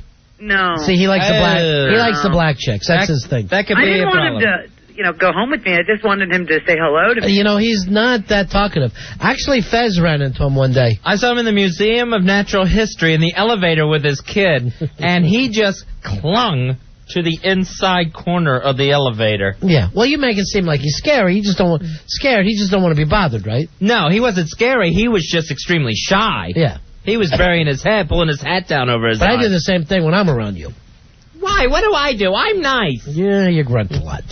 All right. Can we get back to me here? Again with you. You're not happy with us at all. Okay, so I go to South by Southwest. That's this festival in Austin, Texas, where the movie came out. Yeah. Sure. Let's go back to my movie. That's why I'm doing this, to promote my movie. Journeys with George. So I'm walking. You're talking about, De Niro being afraid of people. Well, so for my 15 minutes, I get to be, little media darling. Right. I got to sit on the couch with Katie Kirk and be like, well, Katie, let me tell you my personal feelings about George Bush. And in my little moment of media stardom, people on the street would walk up to me and they'd be like, I just want to tell you about your movie. And they started to talk to me. Strangers were walking up to me on the street and talking to me. And I have to tell you, in the beginning, you're kind of I just want to be adored. And then, after the third person does it, you're like, okay, I'm going to get a restraining order against the next person that walks up to me. It's really obnoxious. Really? It's I will never, ever, as long as I live, walk up to someone, ever. Even if I know them, even if they're a close friend. On the street, I will never do it. Alexandra's not speaking to relatives anymore now. She doesn't want to annoy them. You got very jaded very fast. Yes, very fast. I don't know how I got so jaded, but it happened just like that. Yeah. It went from it's welcoming everybody, inviting them all to come see the movie, to please don't talk to me. Please just stay away from me. All right, now the movie that you did George Bush know that you were making a movie, or? Yeah, I had a camera in his face. Yeah. Yeah. But I thought he was under the kind of assumption that this was just your personal home movie type stuff. Well, it wasn't with a big network camera, so I think he thought of it differently than you would think of it's like a little Sony handheld camera. And I didn't have any microphones, and I didn't have any lights, and I didn't have any filters and stuff. So I think he just thought of it as like, it's a home movie. Right. I kept saying to everybody, I'm making a movie, I'm making a movie, I'm making a movie, and they all sort of laughed at me because they thought I was crazy. Because you can't, the old school way of thinking is like you need $100,000 real camera to make a movie, and you can't make a movie off your little Sony handheld camera. But what they didn't realize is that nowadays, like, people do make movies in their living room. Like, when I got back from the campaign trail, I bought a computer, and I sat in my living room and made the movie. I mean, that's just what you can do now. The two of you could make a movie in your living room. Anyone can make a movie in their living room nowadays. All right, We used to make movies in our living room. But I'm not talking about adult films. Oh, forget that. Yeah. All right, now, what did you get in your movie that we don't know about George Bush, that we don't see ourselves? Well, I don't see him either. But, when I was on the campaign, thanks to NBC News, I had a front row seat, and I saw it all. And there was this complete disconnect between the guy I saw in the nightly news, which is, the statesman, right, and the guy that was sort of courting the press on the airplane. And he would put on the show on the airplane. He would just come around and schmooze the reporters and manipulate the reporters and try and get us all to fall in love with him, and so that we'd write nicer stories. And so that's what the movie is about, like hit the little show that he put on the airplane for the reporters. Which George Bush do you like best? Well, this was a day and time where we had the luxury of having that George Bush. Now, because of, war, Enron, whatever's going on in the world, right, there's just no room for that Bush anymore, unfortunately. I mean, I loved that Bush. He was kind of silly Bush? Yeah, he was fun. He was a fun guy to go on a road trip with. What was a quirky, silly little thing that he did that you caught on film? Well, he always tried to set me up with this guy on the airplane that had a girlfriend, and that's sort of one of the running punchlines throughout the movie, is how he keeps trying to set me up with this guy who obviously has no interest in me. And he knew it, and I told him that he was, like, marrying someone else, and he would still just keep trying to set me up with him. And I also did the whole, like, all he eats, which is, like, bologna and sandwiches and Cheetos, which for, like, the statesman was always kind of, really? kind of a departure. It's sort of like, it's George W. Unplugged. I'm on the presidential diet. I didn't even know it. I know. I kind of have the feeling about George Bush, Alexandra, that he feels about fame like you do. I don't think that he enjoys it very much. Yeah, I get uncomfortable watching him on TV, don't you? Somebody said to me the other day that when he wears a suit, he looks like a 12-year-old boy kind of twitching around in it, and then when he's at his ranch in his jeans, he looks comfortable and like an adult. But put him in a suit, and he's never comfortable. Well, suits are itchy, let's face it. Who likes to wear suits? Find me the people that like to wear suits. But, I mean, you would think the president, if anybody, could pull it off without tugging at himself so much. That he would have enough presence. Yeah. Has he seen the movie? Has any of his people? Have you heard back from them? No. Yeah. No. I retired from network news when I got off the campaign trail, and I went home to New York. The rest of the pack went off to Washington, D.C. to become the White House press corps. But after all that I learned on the campaign trail, it was time for me to retire. And I came back to my living room and made the movie. So I have no sort of relationship with them. Yeah. Did the White House have anything to say about you releasing this film? No, I mean, there was some noise originally that they were saying, we thought it was for her own private use. And it's like, okay, hundreds of hours for my own private use. Like, I sit home and relive the campaign experience nightly. I mean, it was the most painful. I mean, it sounds exciting living with the presidential candidate, but it's the most boring, painful. Well, now, that's not a very good endorsement for my movie saying that it was boring, but it was really awful, actually. You're living on an airplane. It's a lot like a rock and roll tour. You're on an airplane, eating nothing but junk food. You get very little sleep, very few showers, and, everyone's sleeping with everybody. I mean, it's a mess. It's a big, absurd, sick, cultural phenomena, which is presidential campaigns. Now, did Governor Bush then, before he was president, did he show any sort of temper? Were you there for a really bad moment? Like, You're trying to get me to slip up now. See, now look, I have to be on my best behavior because in the end, the beauty of my story is that I put this movie out and it's going to be airing on HBO and it's going to all these film festivals. And even though it's on NBC's dime, they're not messing with me. And even though it's about the President of the United States, and the leader of the free world isn't messing with me. So somehow I've enjoyed this immunity. Everybody just, has left me alone because they realize it would be a much bigger PR mess to try and take me down, trying to shut me down.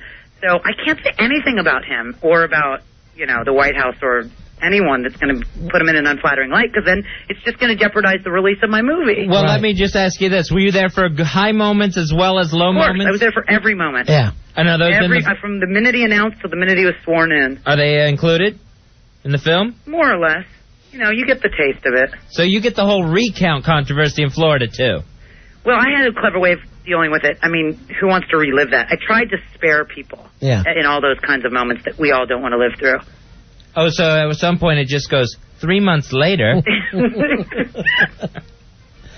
Now I've got to get you guys to come see the movie. Are you going to come see the movie? Yeah, I'm excited about the Tribeca Film Festival anyway. I think it's a great idea. You want to rub up next to De Niro? Yeah, I want to hang with De Niro. I want to hang with the Miramax people. I don't want to hang with the Miramax people. They didn't buy my movie. Why would I want to hang with them? I just want to get some of the juice that's happening downtown. You think there's juice downtown? That's good news. Yeah, it's coming back. It's coming back? Yeah. Good, all right. I live downtown. Yeah, do you? Yeah, I'm not going to give out my address because you guys will probably end up sleeping on my doorstep. I just want to swing by after I see the movie and have lunch. Or just watch it on your place. You'll become like my groupies. You know what? Let's do this. Instead of us going all the way down there, why don't you just send us a tape? See, I can't do that then because then you'll put it on the internet and then you'll all make reproductions and spread it around to all your friends. And we don't even have computers here. Plus, I believe in free information. I say free the information. Yeah, but what about the fact that I had to jeopardize years of my life to do this? Yeah. The fact that I had to give up my entire future as a journalist just to make this little movie.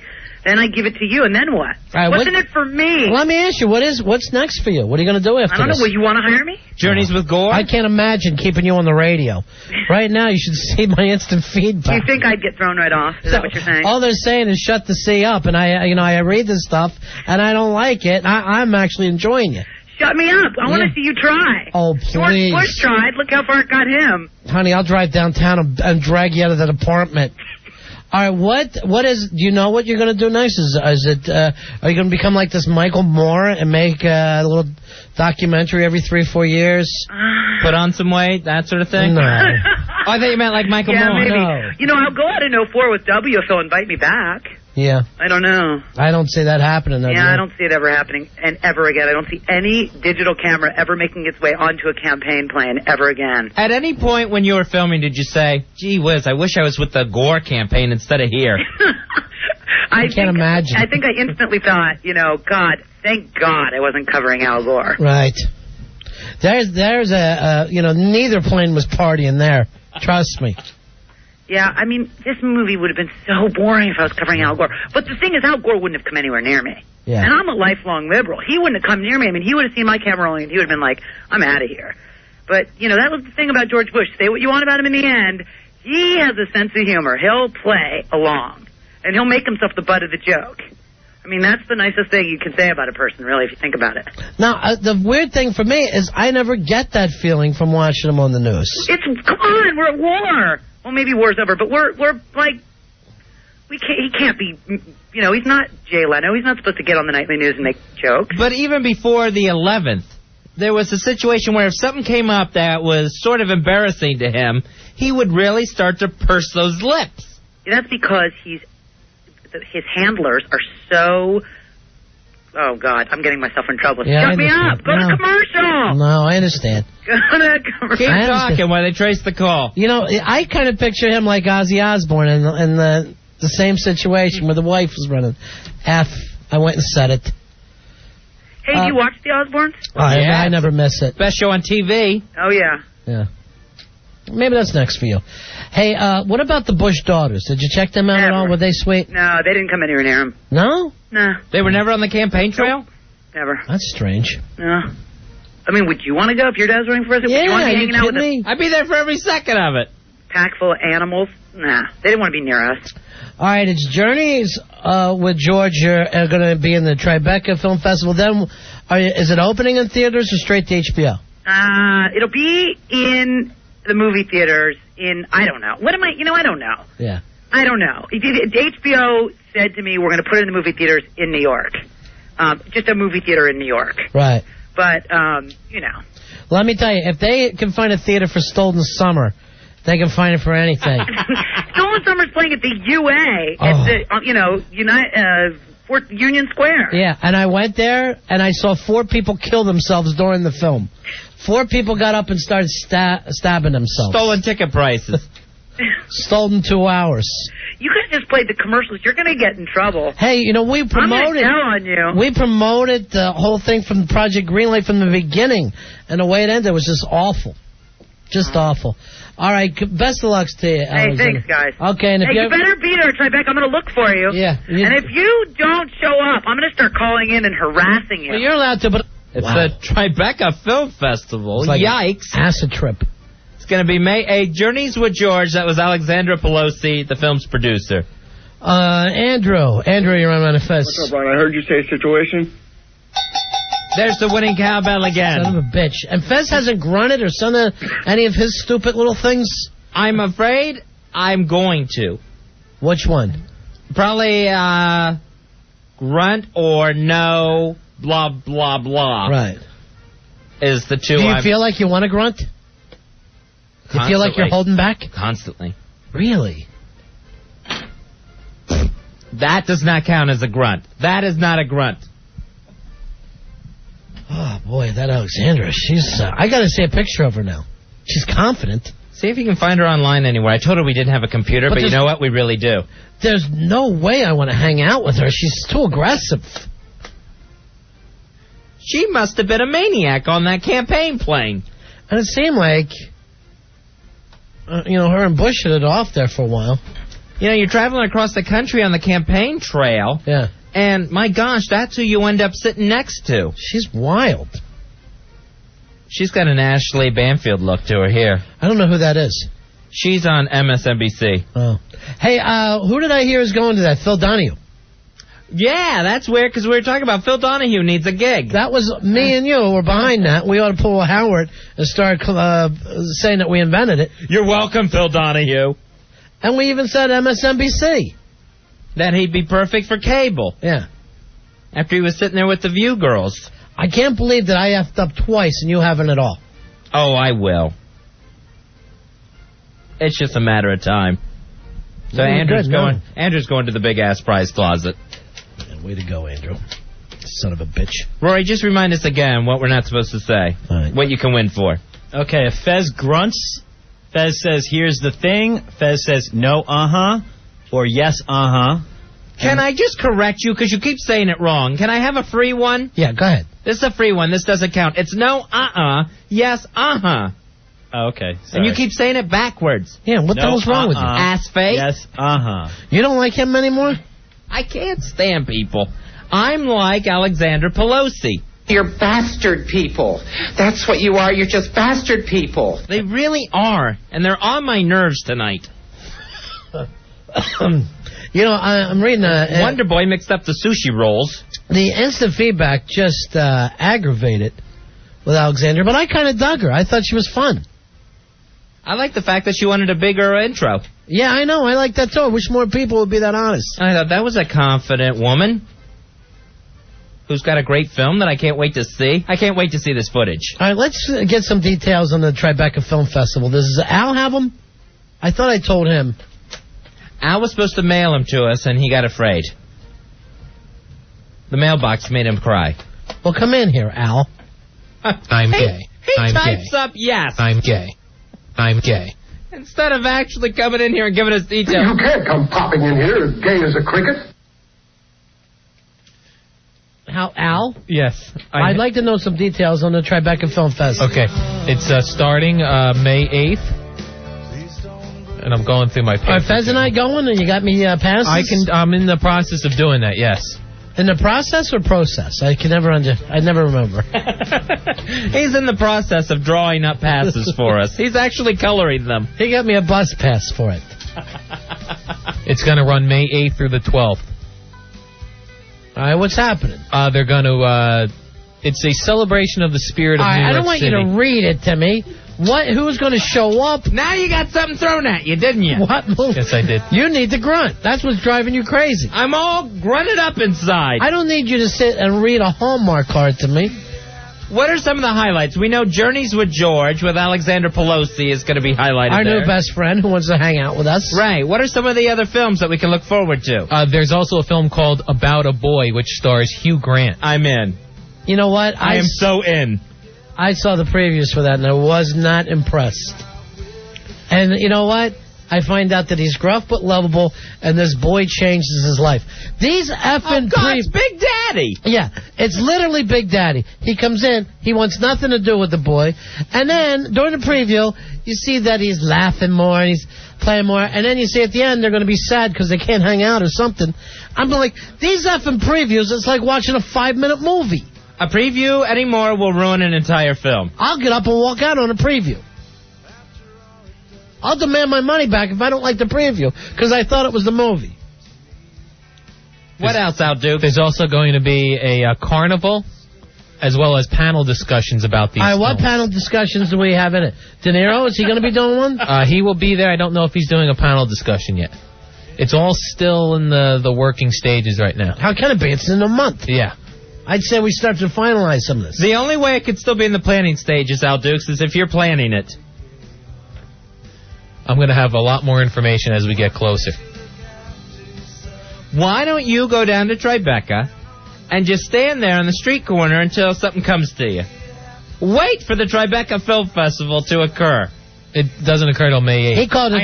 He called it the Tribeca Film Festival to me as first. And where's that Wonder Boy? He's supposed to be eating a ball of wasabi. Al, do you and him want to eat wasabi together? I've got a bad stomach. Good. That'll be even funnier. This will soothe it. All right, somebody's got to eat wasabi in front of us. Let me get Wonder Boy. All right, look at this. I see Marty Scorsese's going to be there. You don't bring that up? That must have just been added. It's on the... In the past 30 seconds? You're eating wasabi. All right, this on the instant feedback that About a Boy was written by the same guy that did High Fidelity. And he's still working? Oh, gosh. Do me a favor, Al. If I ever try to go to a John Cusack film again, stop me. All right. Throw yourself in front of the theater. Throw yourself in front of the traffic in front of the theater. Yeah. That way there's a big crowd and Ronnie can't get in because of the emergency vehicles. Go running up the projector, get as close as you can, and eat the film. Just chew on it. All right, who wants to eat wasabi? Wonder Boy, come on in here. I don't think I ever had wasabi before. It's very sweet. Yeah. Do you like sweets? Yeah. You like minty things? Yeah. Is it really sweet and minty? Yeah. For real? It's minty sweet. It's just, isn't it just a topping though? Yeah, it's just a topping. It's like eating icing. Right. What the hell did we do to it? With it? Where was it? I thought I had it on this side. It was a little in a cup there. Yeah. In a container. It's actually the way I went flying through my rolls too, Fuzzy. I might have killed it. It's in the tray. Oh, there we go. Yeah. All right, I'm going to put it. Do you have any extra sticks? Now, here's the best thing to do to it. Chew. What you need to do at all times, just even a fork or something out of there. Right, you have just the get him something we wasabi. can spread the wasabi on so he can get it in his mouth. It's probably the most minty and sweet thing at the same time ever to put in your mouth. Like Ronnie said, it's like a frosting. Okay. All right, I'll take your word for it. Hey, Joe, you're on Ron and Fez? Hey, guys, Fezzy. Yes. I heard you grunt. Ooh, what did I grunt on? You grunted right before you said, let's have Wonder Boy come in and have the wasabi. All right, I need you to go back and check that. We're going to check that. So it was right after what point? It was a slight grunt. It wasn't one of his major grunts. It was slight. All right, does he major grunt a lot, Joe? I didn't know there was grunting degrees. He grunts like no tomorrow. Really? Yeah, I mean, if you grunt like you have a little Catholic boy next Like to you. he's hammering a Catholic boy. Which is odd because I think there's a tomorrow. All right, now let me ask you this again, Joe. At what point did he do this? Just so they could check the tape. Okay, Ron was calling Wonder Boy in to have the wasabi. Yeah. All right, we're going to check it. Okay. And then Fezzy grunted slightly, and then Fez started to talk. So he kind of grunts before he talks? Is it like a throat clearing or is it worse? Well, I mean, there's nothing worse than a throat clearing. Well, yeah, it's not really a throat clearing. It's more like you're having some kind of fun over there. All right, hold on. All right, so a lot of people are thinking that you're banging somebody during the show. Which I am not. Trust me, I wish I was. All right, so we're checking the tape for Joe in case he's going to the big-ass prize closet. And we're getting something to put the wasabi on it's very for sweet. Wonder Boy. Now, does he eat it all, Fez, or is that too sweet? Is it going to rot his teeth? Well, I think he can handle a little sugar. I know he's straight edge. All right, yeah. Just take all right, that. That's a big helping there. Yeah, it's very sugary sweet. All right, here you go. All right, it's all in his mouth. Oh, this is disgusting. Chew it up. You got to chew it up. What's wrong with it? Is it too sweet? Is it too sweet? Your face is turning bright red with sweetness. It's a little bit too sweet for me. Walter Payton's going to lose his nickname. You're going to be sweetness. What's wrong? Keep it in your mouth. I feel like my nose is bleeding right now. Well, it is a little. It's trickling. Oh, Jesus Christ. What's wrong? Nothing. Do you like it or not? If I had to say no, I would say no, I don't like it Have that some much. water. It's gonna I've make, never tried. Would that make it better? Yeah, the water should do it. Yeah. All right, Jersey Rich is on the phone, Fezzy. He's been behind this, and we're still checking to see if Fezzy grunted. He's behind this Fez Grunts thing for a while, sending emails. Hey, Jersey Rich. What up? Hey, Rich. How you doing? Yeah, I actually started a thread on ronfez.net about it a while ago. What was a grunt thread? Yeah. All right, what exactly do you say he's doing? Give us an impression. Yeah, let me hear what you think it sounds like. All right, when someone else is talking and it almost seems like he wants to interrupt you, and... All right, so I'll be Ron, you be Fez, okay? Okay. All right, Fezzy, coming up a little later on in the show tonight is an opportunity that we're... Oh, so it's like trying to get a word in edgewise thing. Exactly. It's like I need a dog biscuit. Should I just chuck him a dog biscuit? And is it about that loud? I mean, it's very noticeable, you know? Fez, if you want to talk, go ahead and talk. I'd gladly lean back. The last thing I feel like doing is how you feeling there, Wonder Boy? Well, good. What's wrong, Wonder Boy? It wasn't as sweet as I thought it was going to be. It tastes a little different. Is that Fez doing that? Or is that Rich? All right. Rich also friends with Bill Murray's son, Fez. Oh, okay. Oh, you have all the pictures of Bill Murray's son? Yeah, I stalk him. Yeah, why do you have so many pictures of Bill Murray's kid? No, I'm friends with him. I go to school with him. Are you the same age? He's 20, I'm 23. What kind of, what's his major? Photography. Jeez. We go to school of visual arts. I wish my dad was rich. I'd be taking photography too. I know, then you could just take one of those things that doesn't count for anything.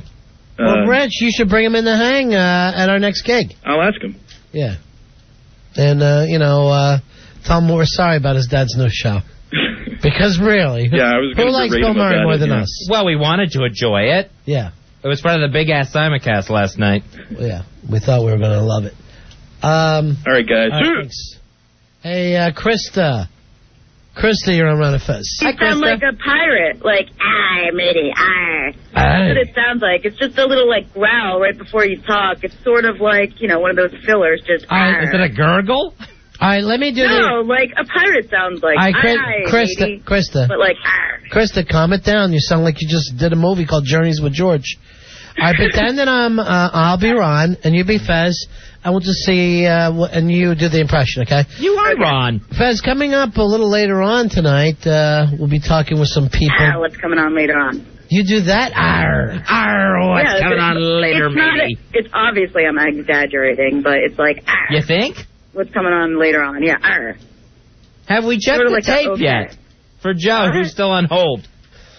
We got nothing happening in the back, Fezzy. We've got 3 interns back there, and they don't do anything. Although, I'll give you all the credit in the world for eating that wasabi. That was a big ball of wasabi you ate there. Yes, it was. How's it feel now? It feels so disgusting. Like I want to go throw it all up. Finish your water. Drink all the water and dilute it. Does that make it better? Mm-hmm. Just keep drinking. Hey, Joe, we're trying to figure out whether you won for the Fez grunting. It was not a grunt. What was it? It was a sneeze. It was more like he just smacked his lips. It wasn't really... I just lip smacking. It was just paddywhacking. It was like that, and it wasn't a or anything. I'm just afraid it sounds like that noise Billy makes from inside a Staples. I didn't win, huh? I'm sorry. Wow. I'm sorry, Joe. Well, maybe Wonder Boy would have enjoyed it more if Fezzy spread some on his beef for him. All right. Oh, now we're going away angry. See, yeah, now you're leaving angry. We're just leaving upset. Poor guy. Yeah. Jersey Ridge, he said his point and he went on. He didn't leave angry. And making a derogatory statement about Wonder Boy. See, I can do it all I want. That's the situation. That Ronnie can do it all he wants.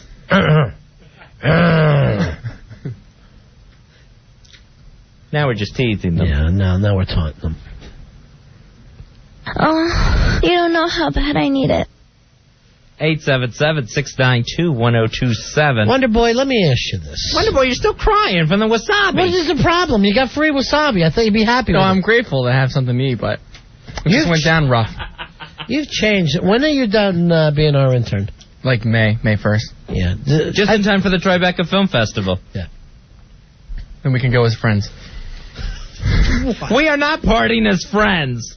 Trust me on that one. No, I meant we could go to the film festival as friends instead of as an employer. Who said you were going as an employee? I thought that's why you brought it up. You're so bizarrely weird. Hey, a nut. I don't think we can get tickets for you and all your moles. Hey, now I'll talk about going away mean. Hey, Kevin, you're on Fez. Hey, Kevin. What's up, guys? Yeah. What can we do for you? What's up, Kev? What's going on? I heard a moan. Oh, you don't know how bad I need it. Yes, you did, Kevin. Unfortunately, we stopped the moan thing last week. That's what I thought, but, Yeah. you know. All right, nice try, though. Can I meet her or something? Yeah. Sure, I'll tell you what. I'll give you her home address off the air, okay? Okay, And you thanks. go over tonight and surprise her. You go over and surprise Melissa. Make sure it's Alexandra Pelosi's address downtown. John, you're on Fez. Hey, John, what can we do for you? Hey, guys, I was meaning to call you earlier, but I didn't want to hurt Fezzy's feelings, but, Fez, you do that all the time when Ron says something. You go, okay, and, Oh, like an agreement. Yes, you do. But all right, do the impression again. Let Ronnie be Ron, and then you do what you think it sounds like. Alrighty. All right, Fez, these fat cats in Washington are taking advantage of the little man. What we need to do is to form a party that's for the working man. A party for people like me and you. All of us could get together. Okay, that's more like lurch. Yeah, you know, I don't know why I don't hear this, but I'm getting freaked by it. I didn't want to bring it up and have you guys, always looking at it, looking for it. No, well, let's do that. We're trying to break all of our bad habits. Yeah, you got to clean it up a little. It's bizarre. All we're trying to do is improve. Does it come across as bizarre? It does, because like I've been listening to you guys for years now, and I don't know if it just crept in my mind or if Fez has been doing it all the time. Or ever since he came back from vacation or something, but I think it's been going on since Tuesday. When did Before that. No, I'd say, going on at least 3 weeks now. At least. You think it's a tick? I'm thinking he's developing some kind of tick. I meant to call earlier and bring it up, but like I said, I didn't want to hurt his feelings. Great, now I have Tourette's. Just great. You know what it may be, Fezzy? A mild form of Tourette's. Interesting. He likes what I like what he likes. I'm not Sling Blade. Here's what I'm afraid's going to happen. Yeah. I'm afraid I'm actually going to have to sit down on a weekend and listen to one of these damn best ofs featuring Al Dukes and just listen for any of these quirks. All right, that's what we need to do. I think I just did it. Oh, Jesus. I think I just did it. I think I tried to do it. I think I did half of a Jason? Hey, guys. Yeah, what can we do for you? Hey, Jason. They're all wrong. The grunt, I do all the time, too. The grunt is more of like a semi-laugh. Like, something's not funny enough to warrant a full laugh. It's like, Al Dukes will say something... Oh, no, Al Dukes. Ron will say something funny and he'll go, huh. That would be rude. A laugh. That's rude. Just don't even bother, Fez. I don't need your half laughs, you son of a bitch. Well, I didn't want to use Al Dukes as an example. Sure. It's just, I do all the time, too. So, like, if someone says something... Yeah, but listen to you. Fez doesn't want to sound like you. All right, people are writing in saying that... I'm sure you're a nice person. People are writing in saying this has been going on longer than weeks. Soap or something says he sent us an email when we were on in the afternoons. That is Hawk, a while let me back. check with the Hawk. Hawk, you've been here forever. Yeah.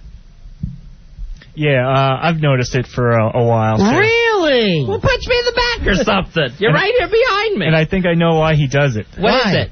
It's when you're... Wait, hold on for this. Hawk fact. Oh, here comes the Hawk fact. It's when you're concentrating on something else, like a CD, going into the CD music, into the shortcut. Oh. You go, like that. Like I'm thinking it through in my head through a series of grunts and groans? Especially if we're trying to point something out to you. You definitely do it then. All right, so if you guys are like pointing out that we have something in the CD player for me to play. Yeah. And you point to it and I go, like, oh, there it is. All right, Hawk, how long has this one on? That one doesn't count. That's an example. Hawk, how long has this one on? As long as I've been here. Really? Well, quit pointing things, because you know I'm a retard at the zoo and I'm going to be impressed with it. Quit pointing things out to me. Right. There it is. Is this Chai? You're on Run Fez? Hey, Chai. Fezzy just grunted. Yeah, we're going to give you that one because he even caught himself. Yeah. Being a half a retard. Okay. Because someone showed me something shiny. Somebody, this is the best thing ever now. Somebody rolled a ball past and he couldn't stop himself. So out of all the theories, it's a grunt in agreement, like Lurch. Yeah. It's the pirate noise, arr, which I'm not going for. It's half a laugh. I like Hawk's theory best, that someone has pointed out something just so nice and friendly to me that I can't help but acknowledge it. There it is. I want to go on with this, Fezzy. I'm going to stick with mine, a mild form of Tourette's. Oh, yeah, I forgot that one. Because I just like saying mild form of anything. People are always saying, like, they had a mild stroke. I had a very mild stroke. Yes. I'm like, what is that, a burp? Yes. All right, so we've given away 3 things right now, and believe it or not, I'm beating Grunty 2-1. Oh, here's another thing I noticed about you, Fez. What's that? When you walk, you drag your knuckles along. Oh, I do not. My knuckles are fine. You're dragging your knuckles on the ground going, Oh, and another thing, when you're swinging back and forth on the tire, I notice that you're always grabbing at your balls. I do not swing back and forth on a tire, and I do not play with myself. All right, here's our... in public. Here's our last best of. You wanted to listen to that, Fez, and see if you grunt or not. Oh, okay. So this is from the best of that we played on Saturday. That's when you were talking about your fear of flying. This is when you were... It sounds like me on a plane. Yeah. This is when you were talking about your childhood.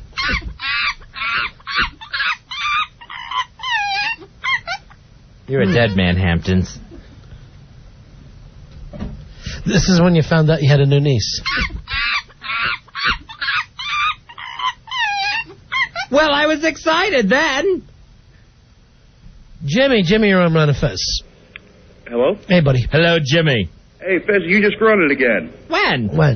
Right after Ronnie said something. I don't know what he said, but you were like, yeah, there it is. Mm-hmm. Yeah, well, that was the example. I said that one was going to be an example. No, it was after you said it was going to be an example. Hey, let me go back and check the tape. Okay. I didn't hear it. Go ahead and give Jimmy something, and then me and Ronnie will be even. All right? How's that sound, Jim? That sounds good. All right, you're going to the big-ass prize closet. All right, from now on, Roy, I want it to be... And Hawk, since you're the one who seems to be so tied in with this. And the one causing it by showing me shiny new coins and pretty yo-yos and balloons. All right, let's take a break. All right. I'll give Fez a chance to clear his throat. I know you're dying to, ain't you? I got sticky rice stuck in there. It's Ron and Fez. Ron and Fez. Frequency. 1027 WNEW.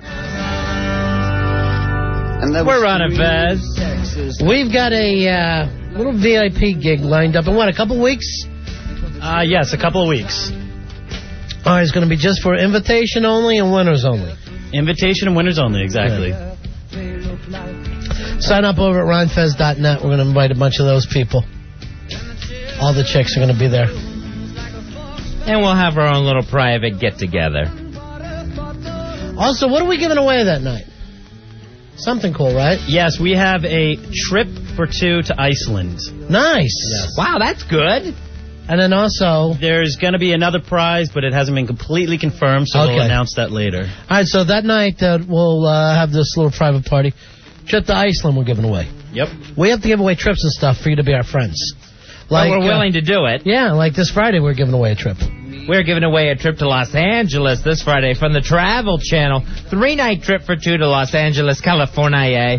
Tickets to Universal Studios in Hollywood and $200 spending cash. This is all from the Travel Channel. They want you to watch TV Road Trip this Sunday at 9 o'clock on the Travel Channel, where they take you on location to some of your favorite TV shows. Nice.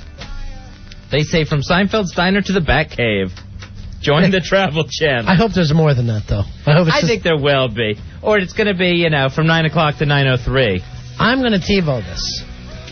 That's a good idea. And that's the highest honor I can bestow on anyone.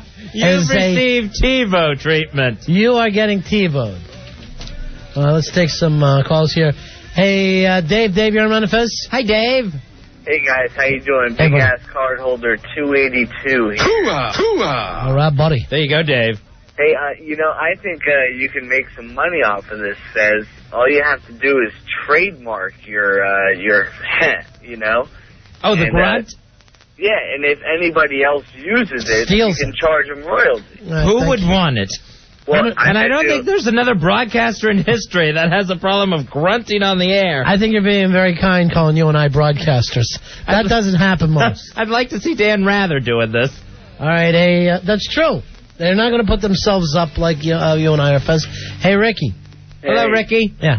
Guys, what's up? 10948 here. All right. Hooah! I listen to your show every day, ever since late, and afternoons. I mean middays and all that. Yeah. And I never noticed any of those things that you have done ever.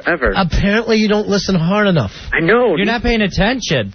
These people are have their ears next to the freaking speakers. I mean, yes. You can't imagine how much people love Fez and I. I love you guys too. I mean real love. Oh. Not your kind of, I'm semi-listening. Your half-hearted effort, love. I want your head in between the sound machines, like that Steppenwolf song. I'll try my best. All right, thank you. We want you to know about the origin of love. The one down in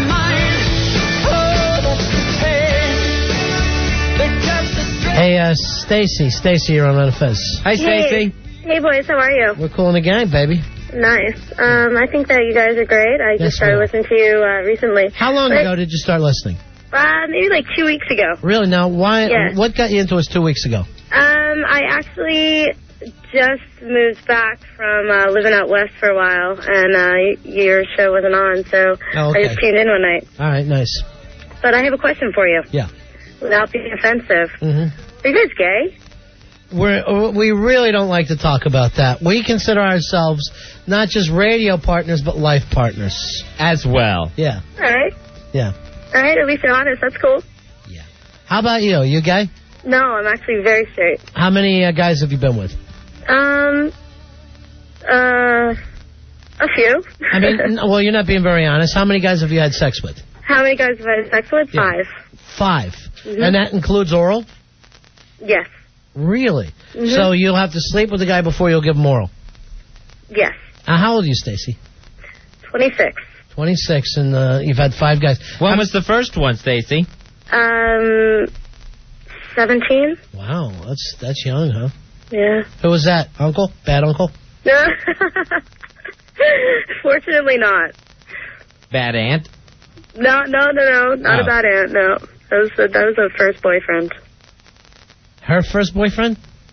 No, my first boyfriend. Oh, I'm very, very confused. What was your longest relationship with any of these 5 lucky guys? Which one had the biggest unit? 4 years. Yeah. And that would have and been... 4 inches. And that was anal? No. Yeah. No. Never anal? No, not really. all the way? Not by choice, Just no. Not by choice. No. There's that uncle again. Was that a rape situation? No. No, it was a punch you in the face if you try it again, buddy situation. Are you with anyone now? I'm not. No, what happened? I'm just at a point in my life where I don't need anybody right now. The lack of the love of the anal? I'm at a point in my life where I'm too ugly for people. You really don't even sound 26, honey. No, I know. I look like I'm 15, too. Really? Yeah. That's hot. Yeah. But no, there's definitely no offense in that question. I was just wondering. Yeah, what question? What question was that? If you guys were gay. All right, hold on. Dan's saying that. I'll have to ask my chick if I am. Hey, Dan, you're on Ron and Fez? Ron, you just said situation. What, again. did I really? You certainly did. What was the concept? You said rape situation. Oh, Jesus. Gotcha. That's freaking 3 times in one night when I'm going out of my... Ronnie has said situation 3 times. I've grunted twice. Hey, if you guys got it, go with it. Yeah, good point. What? Yeah. I'm disgusted with myself. Andy, hold on. You're going to the big-ass prize closet. You're getting an Al Dukes mud pack. See, this will be the only night we do this. Hey, Tony, you're on Ron and Fez. Hey, Tony. Yeah. Hey, Ron, I didn't know you were gay. I'm not. I'm just telling the stupid girl whatever she wants to hear. All right. You know, you get a girl like this and she wants to feel like she's being shocking. Oh. But I can listen to you talk all night. You know that, Stacey? Oh, really? No, Stacey, you still there? Yeah, I am. Yeah. So tell us about your time out west. Where were you staying exactly? I was in Colorado for a while.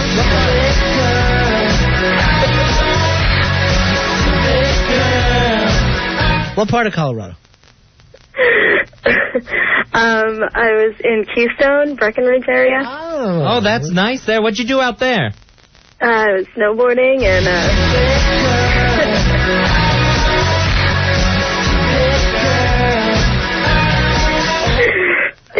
Thank you. For what? For the love. Okay. All right, bye-bye now. Have a good night, Stacey. Stacey, thanks for listening to us. Thank you. Thanks for being curious. Hey, thanks. Curious, gay curious. For being bi-curious, seeking same. Yeah. And, Stacey, we're getting together with some good friends of the show in 2 weeks on a Friday night. We're only going to have like about 100, 150 people. Right. So I want you to listen. Okay? Okay. All right. I definitely will. So you can hear all the fun. Yeah, you can hear all the fun they're having without you. Thank you. Right, bye-bye, Abby. Bye-bye. She's nice.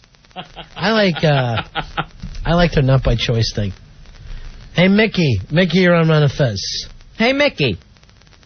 Fezzy just grunted. When? When did I grunt now? Listen, it was right before the girl, whoever was just on there, she said something, and then Ronnie said something, and you went, You did it. All right, these are harder to confirm than the situation. Yeah, you're going to have to be a little more specific so they can look it up, okay? All right, hold on. We'll have the interns. Can they do it from the other room? Do they know how to do it? Yes. All right. I'll show them. All right, take that in. And Billy says he wants to add something, too. Oh, okay. Billy's the birthday boy tomorrow. I know. Fez and I are taking him out, but not to sushi. Because he doesn't like the raw fish. Have you picked the restaurant you want to go to? Yeah, this is the one right down the block on 57th. Just opened up. The Stone Crabs used to be where the Motown Cafe is and stuff. I'm not going to a theme restaurant. No, it used to be. It's not a theme restaurant anymore. Ronnie, he wants to go Jekyll and Hyde. Stone Crabs? Yeah, I love Stone Crabs. I had them once from here, and they were delicious. Yeah, but you think you're going to get fresh Stone Crabs in New York? That's a Miami treat. Is it really? Yeah. Oh. All right, then we'll find out. You only get them in the Keys, right? They're not pulling stone crabs out of the East River. I hope not. What do you want to tell us, Billy? People would call me all the time telling me about Fezzy grunting when I was out on the phones, and I'd be like, no, This is a good story. This is a story from a man who wants his dinner paid for tomorrow. But Fezzy, I didn't believe him because I've never heard it. Right. So I never put it through. I thought they were pulling my leg. All right, how many calls you think you've taken? At least a dozen. Wow. At least when, tonight or before? What are they saying? For the past months. They would just say, why does Fezzy grunt all the time when he speaks? And I'm like, yeah, okay, thanks for the call. Because I was like, I thought they were just like pulling on this bothers me. You could have put an end to this. Yeah, well, I didn't hear it, so I didn't think it was happening. You could have spoken up. Well, I never heard you do it, so I thought they were making it up. I still haven't heard it. All right, Hawk says he hears it. All right, we are coming back. I almost said a S word. Uh-oh, Yeah, the other bad S yeah. word. Mickey, we went and checked on your grunt.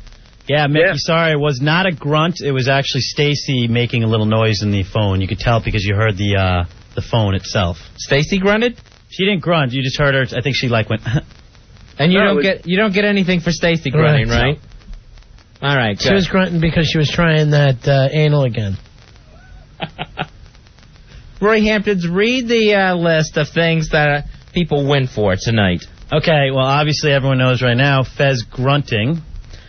Fez also saying, here's the thing. Fez saying, no, or yes, and Ron saying, situation. I think Fez should just be down to grunting now. At this point, yeah, I should be giving a little leeway. He's giving up the other three, so... Because this grunting thing is all over the road. And I think my situation should be taken off the board. Do you want to try something else? I won't grunt. 877-692-1027. Tony, you're on Manifest. Hey, Tony. Hey, what happened to Sweet Melissa? Sweet Melissa. Boy, that was the glory years, wasn't it?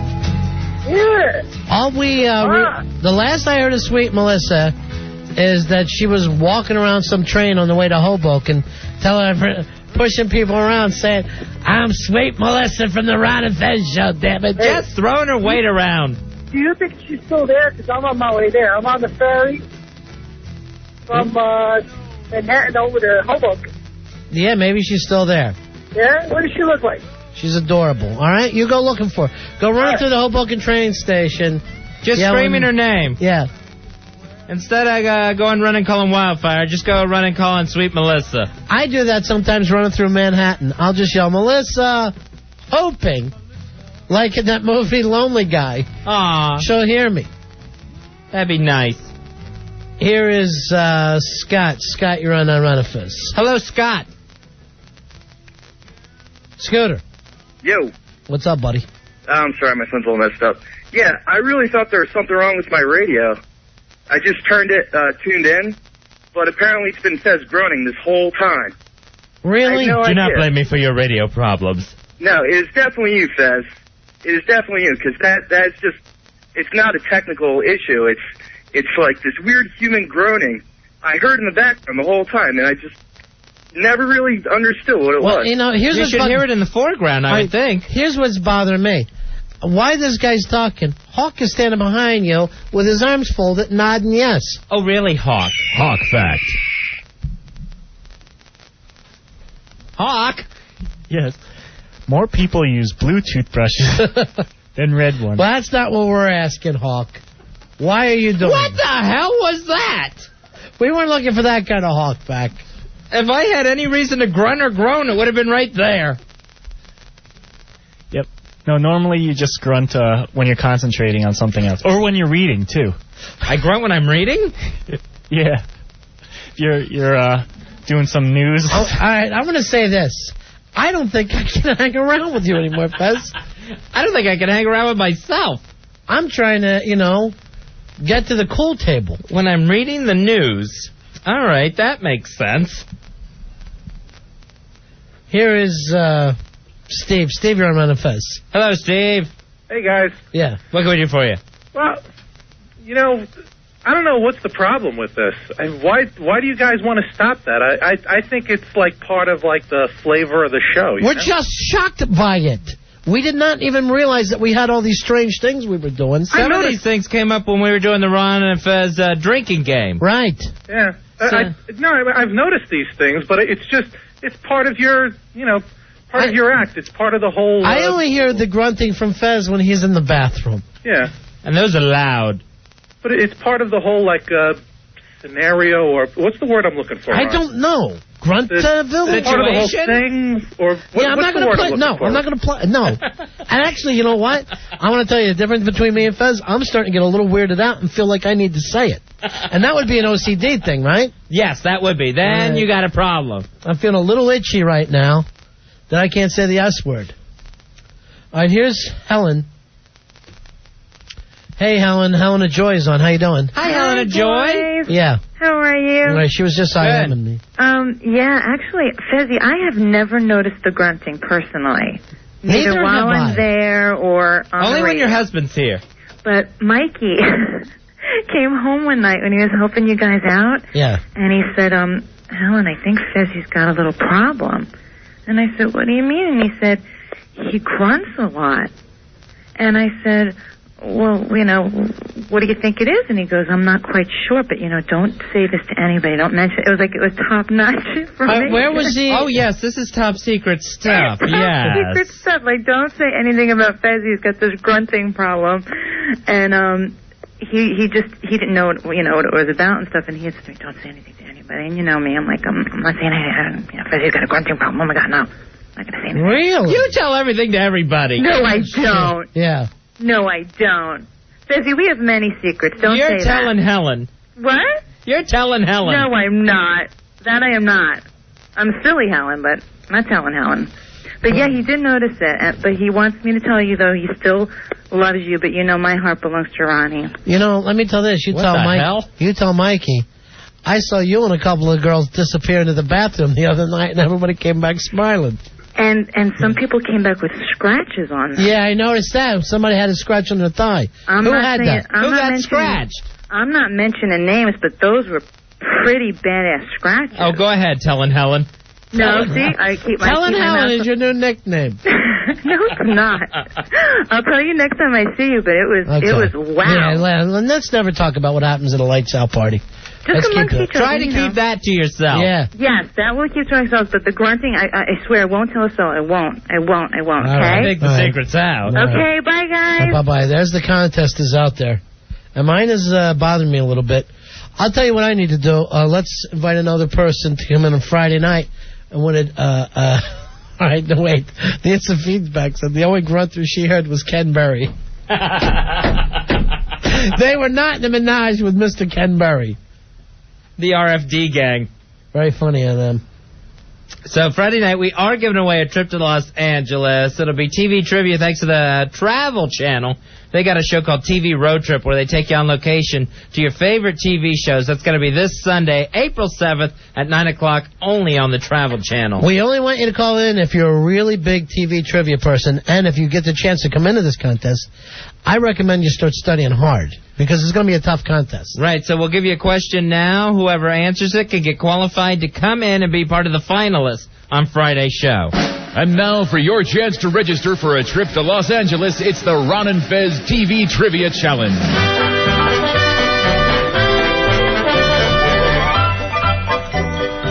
This is friendly music. What's this from?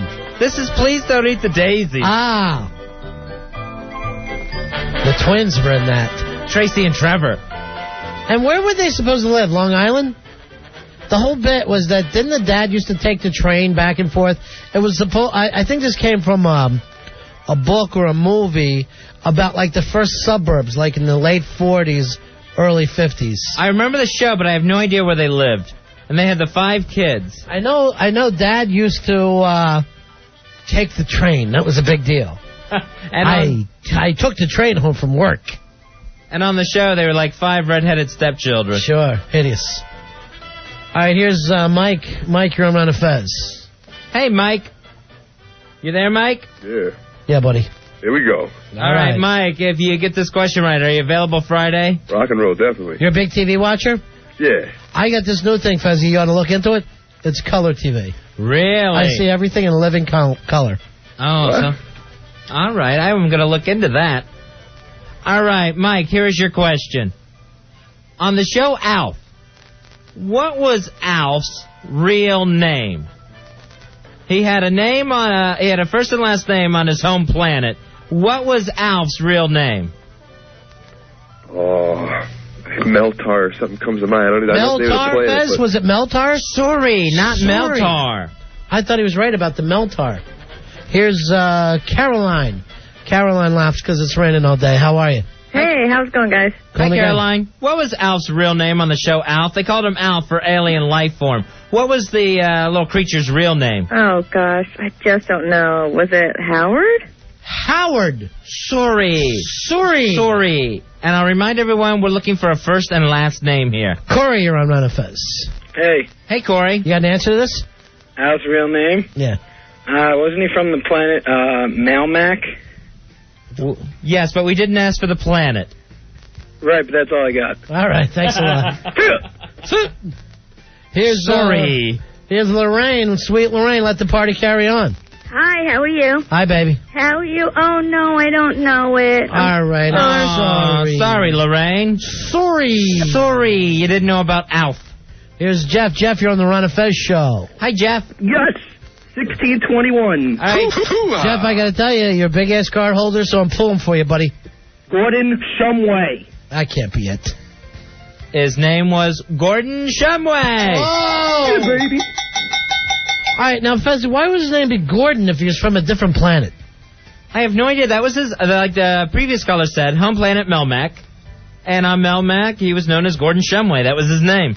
And then the Tanner family just called him Alf. Why would not just call him Gordon? I will admit to this. I never watched that damn show once all the way through. I tried a couple times, and I just thought it blew. It had the lady who went on to play Jerry Seinfeld's mother on it. She played Mrs. Achmonic. Oh, yeah. So, hold on, Jeff. You are going to be a finalist. You'll get to come in Friday for a chance for a trip to Los Angeles. 3-night trip for 2 to Los Angeles. Universal Studios, plus $200 in spending cash, all from the Travel Channel. All right, now Roy wants to help us out here. Roy, what do you got? In that show, Please Don't Eat the Daisies, they were residents at 228 Circle Avenue, Ridgemont, New York. It was the Nash family. So, but the John Nash family. Well, it was like one of those first suburban shows, right? Or yes, I think suburban premises. As much as I know about New York, I don't think that town exists. Just so I think it's just a fake thing. Yeah. Well, if you remember, all the original shows like Lucy and Dick Van Dyke, they were all supposed to live in the suburbs. That was a big thing. Yeah, all around the city. The guy would work in town. And remember, Lucy was never allowed to go to the club. Never allowed. Was that the Tropicana? I don't know where it was. But God forbid she should show up and enjoy herself. Hey, Monique. She could sing. Yeah. And she could do little sketches. She's proven that time and time again. He should have added comedy and slapstick to the act. She would have been perfect. Let me ask you this, Fezzy. How many times did she pull his ass out of the hot water? Plenty. All right, we're talking about the suburbs. I read this the other day. I'm trying to think of the magazine, but it was a little study. I'll bring it in tomorrow if anybody doubts this one. It's about the suburbs and finally having the races mixed together. By this point, they thought in the 70s that the suburbs would be a little more salt and pepper. But what they found out is as blacks start to move up into the middle class from the 60s and 70s till today, as they move into neighborhoods, and this is part of the studies, whites will move out. This was kind of shocking to people. They have come up with an exact percentage point when white flight will start. White flight, that's what it's called. Yeah. So, in other words, they're not going to move if, everybody's not going to freak out if one black person moves into the neighborhood. They'll think it's good. They'll think it's okay if a couple move in. But there is a certain percentage point that they've come up with. So once it hits that level, that's when the white family starts selling and moving out. Okay, now I understand. Yeah. So take a guess there. I would say, I'm going to go kind of low. I'm going to say when it reaches 20% of the neighborhood is black. 20% of the neighborhood. Let's check with the Hawk. See what the Hawk thinks. Hawk fact. That's when white flight starts, which I love that name, by the way. I'm going with 10%. 10%. Even lower. Lower. And let's go with Rory. I'm going to say 15%. 15%. You split the difference. I ended up being the highest here. You split the difference. I will tell you the truth, Fezzy. All of you have went higher than this report. 8%. Wow. Is when people go, Now this is too many black families in one neighborhood. Yeah, it was We're packing up, we're leaving, we're white. Right. All right, let me see. Tommy says he understands this a little bit. Tommy, you're on Ron and Fez. Hello, Tommy. What's up, guys? I looked for a house on Long Island. I bought a house in Suffolk County about 4 years ago. Uh-huh. there was a whole secret language among real estate agents and people when they talk about if there's black people in it. Yeah. Oh, I lost. These secret terms and. All right, give us some of the secret terms. I want to know them. They right away give you a percentage of the schools in the area. What the percentage of black to white is. And they kind of mean that for the whole area? That seems to be kind of blunt. Yeah, if they tell you how many blacks are in a school. What's that? We're not understanding your system here. Okay, Tommy. We're going to let you go. Mark, you're on Ron and Fez. Hello, Mark. What's up, guys? Yeah. I say whatever neighborhood you live in, once it goes over 1, it's time to start moving. Come on, Mark. 1% black is too black for you, Mark. No, I mean once it goes over 1 family. Oh, come on. Once the second family moves in, it's time to start moving out. All right, this is what I have to say to you. White people are so scared of black people.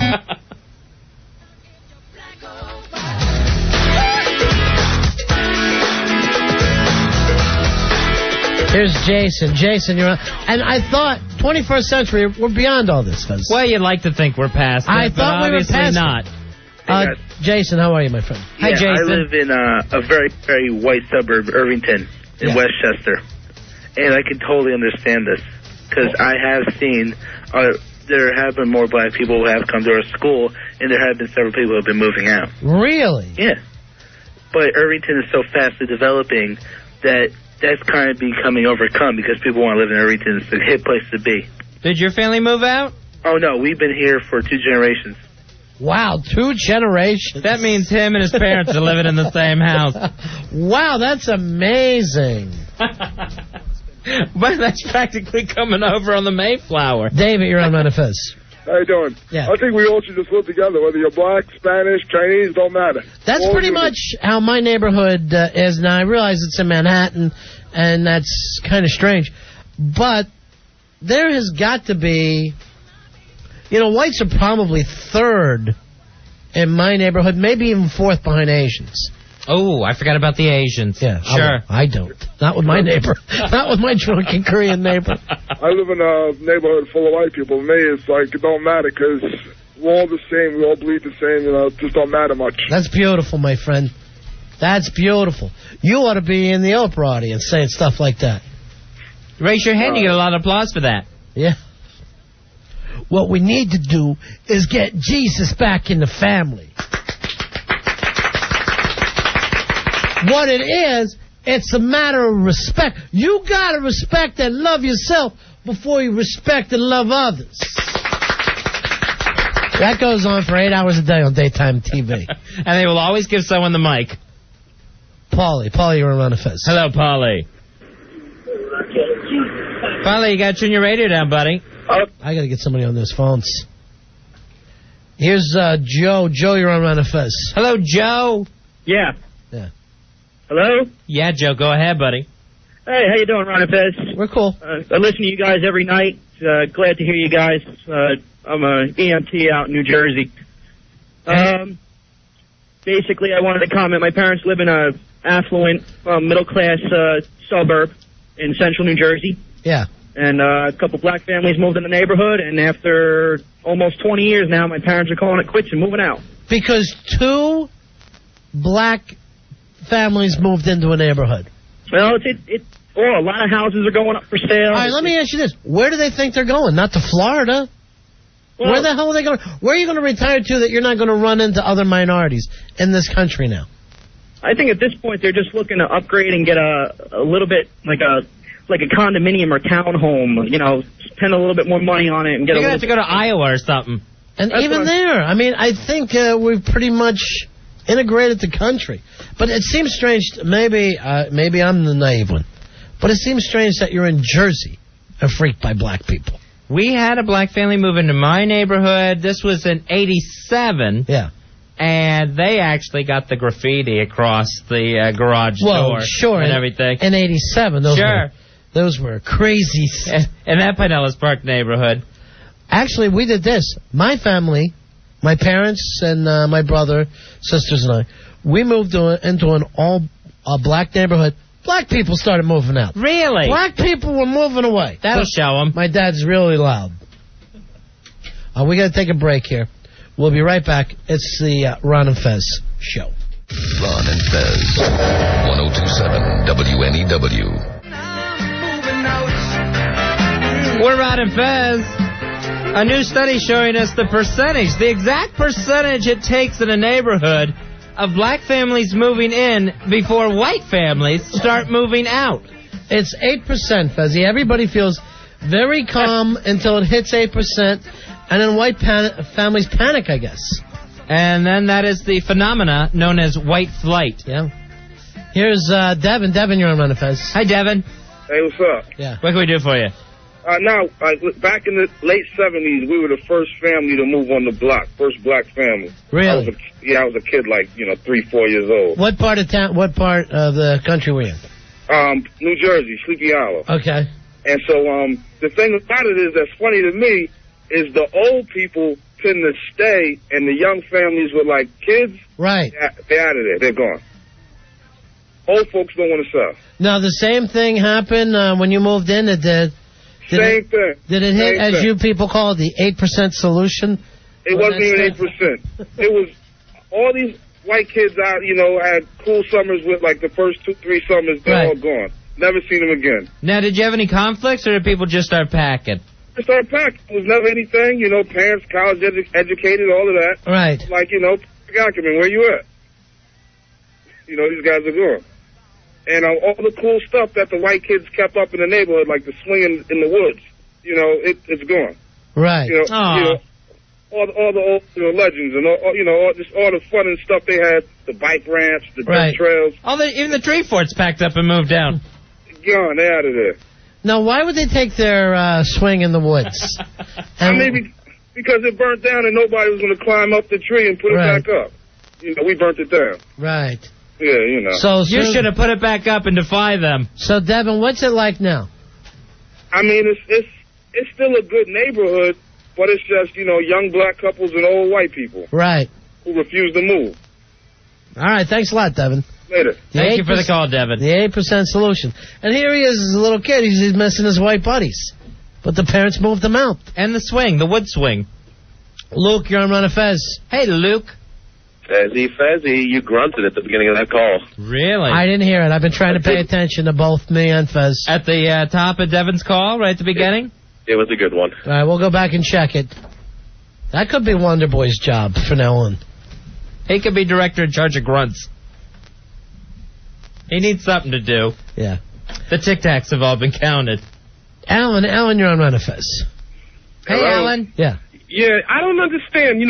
These days especially, when a black person can afford to move into a neighborhood that's mostly white, they're probably making more money than most of the white people who currently live in the neighborhood. Yes. I don't understand why white people get so afraid. They're probably of a better class too, and I don't really think that can happen as much in things that are developing. I think that's a phenomenon of working class neighborhoods in the city where they're building new developments. Anybody who has the money, I think, is probably going to be sold a house, and, most people aren't probably going to move out. But I don't understand what it is about white people that they're so afraid of black people. Two black people move in a neighborhood, and for some reason everybody feels they have to leave. Everybody screams and goes running out. Now, I did not know that this was still happening in this I don't think it happens as much, because I think that neighborhoods that have turned are probably more working-class neighborhoods that are located in cities. Like, for instance, I live in Jersey City, and I moved to Jersey City from the Bronx.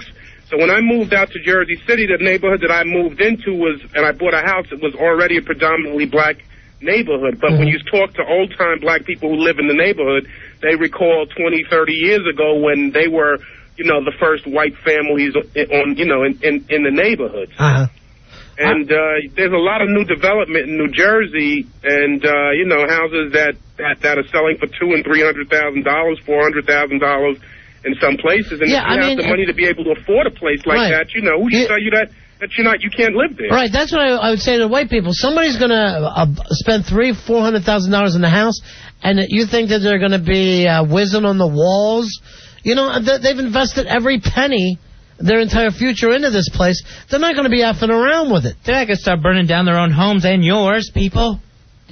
All right, thanks, Alan. All right, we're checking back with Roy. Luke, we are checking on the grunting situation. Luke, Roy Hampton's went and checked in the other room. I went back to the tape, and I heard... Go ahead. I heard Ron cough, and then Fez did a little, ha thing. So maybe that's what you thought it was. I laughed at Ronnie coughing? No, that's just mean. No, Ron said something, and then you had a little laugh. In there. All right, but it wasn't a laugh. It was not a grunt. It was a laugh, not a grunt. All righty, sorry about that. Well, thank you, Luke. That's all right. Keep us on our toes, please. And I apologize for laughing at Ronnie coughing, because that's not nice. And I think I have TB. Oh, no. That's not good. John, you're on Run of Fez. Hey, John. Hey, how you doing? Cool in the gang. I have a comment to make to that last call. He says that white people are scared of black people when they move into the neighborhoods and the whites move out. I would put it this way in a song. I would say this. White people are so scared of black people. Go ahead. Yeah, I don't think it's necessarily that. It's that they destroy the neighborhoods when they move in. And that's just the way it is. I mean, how come white neighborhoods good and black neighborhoods look like crap? Man, I come through a lot of white neighborhoods, and those houses are junk. Oh, yeah? And things out on the yard. I think it's just individuals that can't take care of their own property. Have you been to East New York yet? No, I think we're talking. I want to go with Tuttle. I think we're talking about a different type of situation. Oops. I don't think I said it. I think you said situate. Yeah. I think we're talking about a different thing than East New York. Is a lot different than some upper middle class neighborhood where people are panicking. And we're talking about the suburbs here. Yeah. We're basically talking about the suburbs. Now, my parents' neighborhood, that is going very Asian. Yeah. There's like 3 Asian families on the block now that were never there when I was a kid. That's Little Korea you're living in. And I'm just wondering what the white flight percentage is on Asians. Okay, so let me get something straight. Yeah. This whole thing about black and white is something that's made up in the white people's minds. This whole thing about black people destroying neighborhoods. Well, this is a big fantasy conspired by whites. Well, the same thing can be said in places, let's say in Miami, where Cubans or Puerto Ricans moved in, whites moved out. Are you saying white people are the only race that takes care of their homes? No. What about Asians? Because they move out when that happens as well. They move out if Cubans come into the neighborhood. White people tend to run. That is necessarily true when talking about South Florida. South Florida, most of the population there is Cuban because it did not start that way, my friend. No, it didn't start that way. But when you have an influx of Cubans like that, yes, right. But the neighborhoods that are majority Cuban. But the white people came running out of even a lot of the more upper middle class neighborhoods, even upper class neighborhoods. They panicked and all went a little further north. All right, thanks, John. Into Lauderdale. Yeah.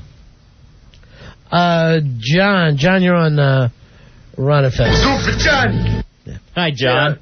Yeah. Hey guys, card holder 10279 here.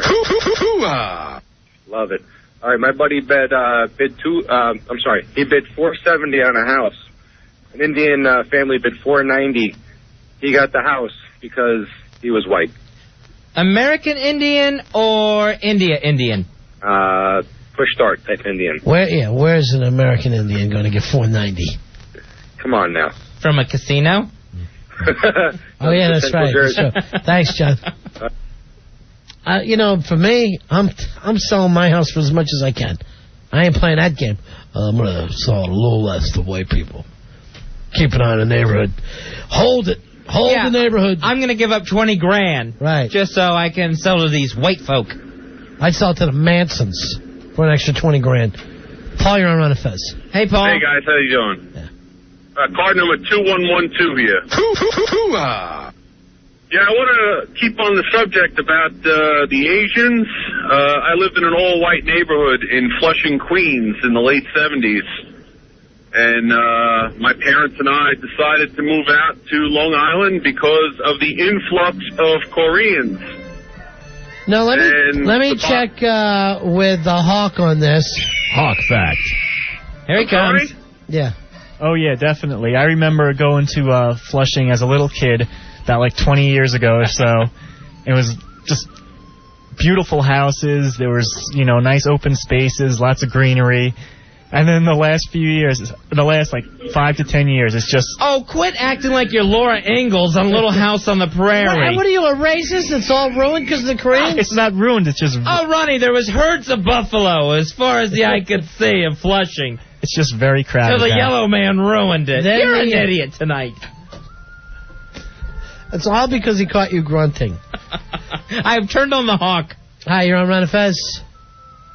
Who's this? I tried to go to him. He went off. I was going to give him two because he was right.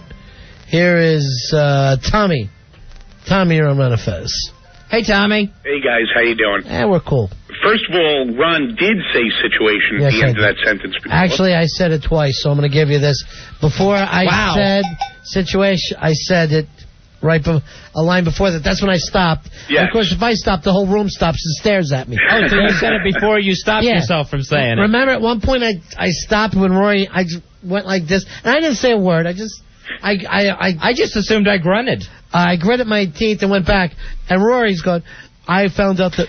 And then he stopped and looks at me, looking like the master's voice.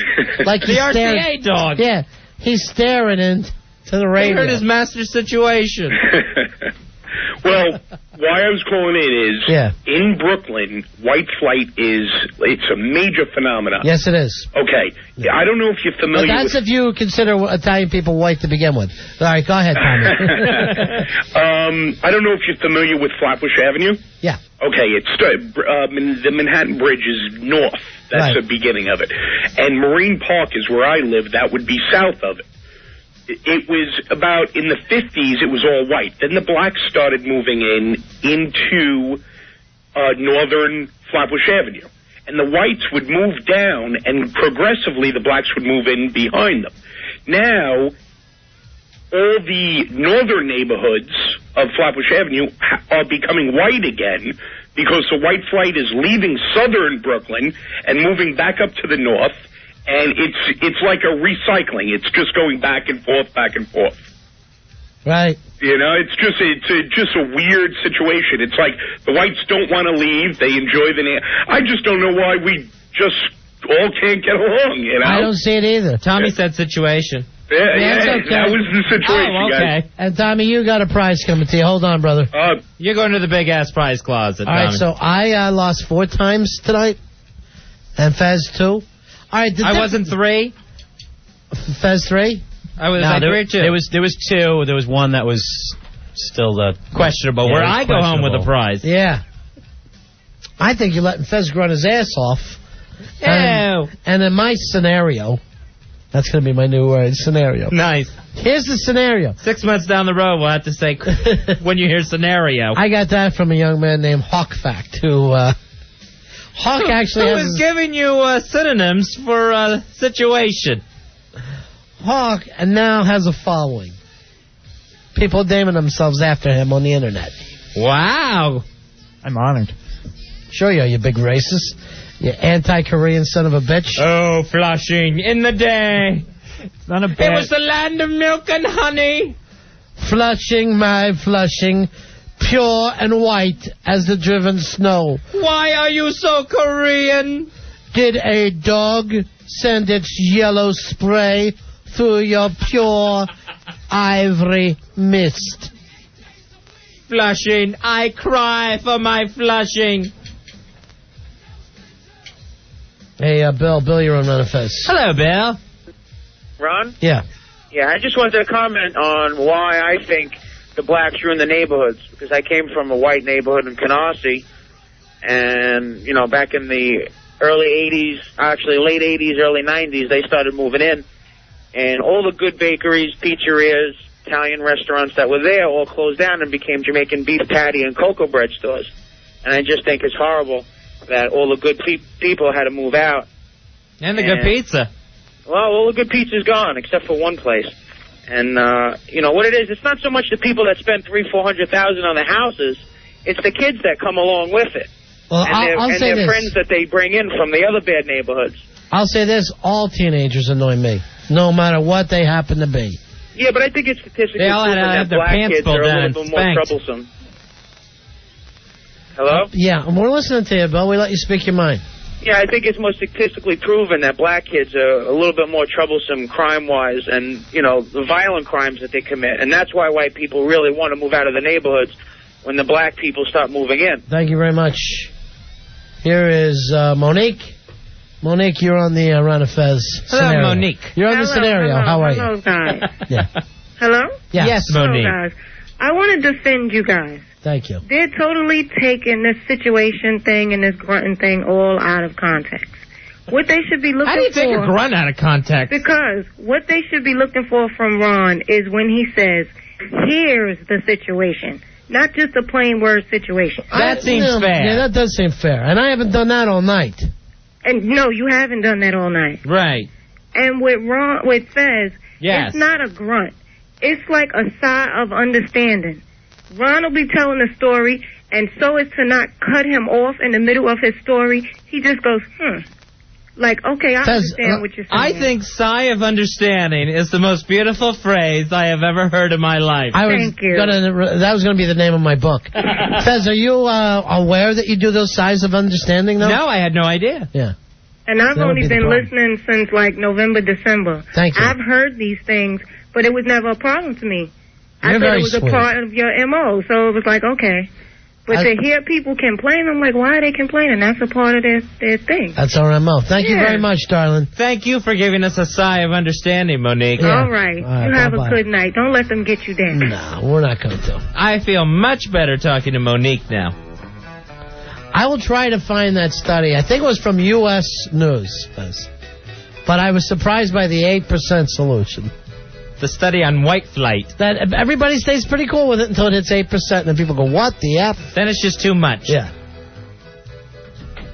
We're Ron and Fez, and we will be back tomorrow, and again you will have a chance to register for a trip to Los Angeles with our TV trivia competition on Friday. We'll do 2 more tomorrow.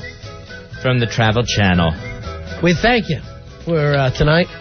And we'll be back tomorrow at 7 o'clock, right after Opie and Anthony. Set your clocks, will you please?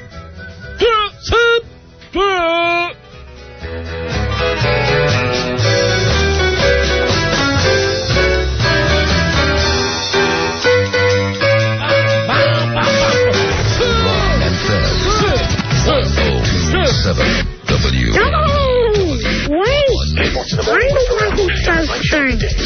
Marijuana is the bomb. 7 You don't know how bad I need it. W.